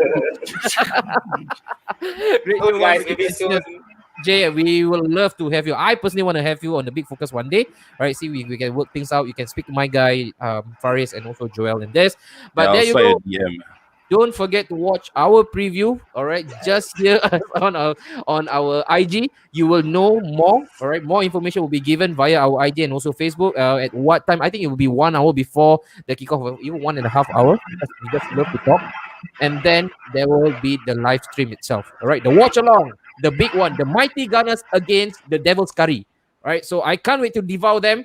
I'm super confident. I'm going with a. Nobody asked me for my scoreline. Huh? I'm going for a 2-0. I'm going for a 2-0 scoreline for the Mighty Gunners. Wow. But this is me, Anwari. Faris is getting really noisy. We are outside a cave right now. It's about time for us to enter. Faris, Jole, Haizam, and Mayor for Napshot. We all love you all. Keep it locked here. Napshot Studio, baby. I'll see you all soon. See you all this Sunday. Give credit when it's due. Criticize when it's due. Credit was Yeah, and no, Wearing the jersey doesn't mean support Barcelona. It's a gift from students, so I wear lah free. What? Why must give disclaimer? Takut ke apa? Free cannot wear. Free cannot wear. Free cannot wear. Okay, I don't wear.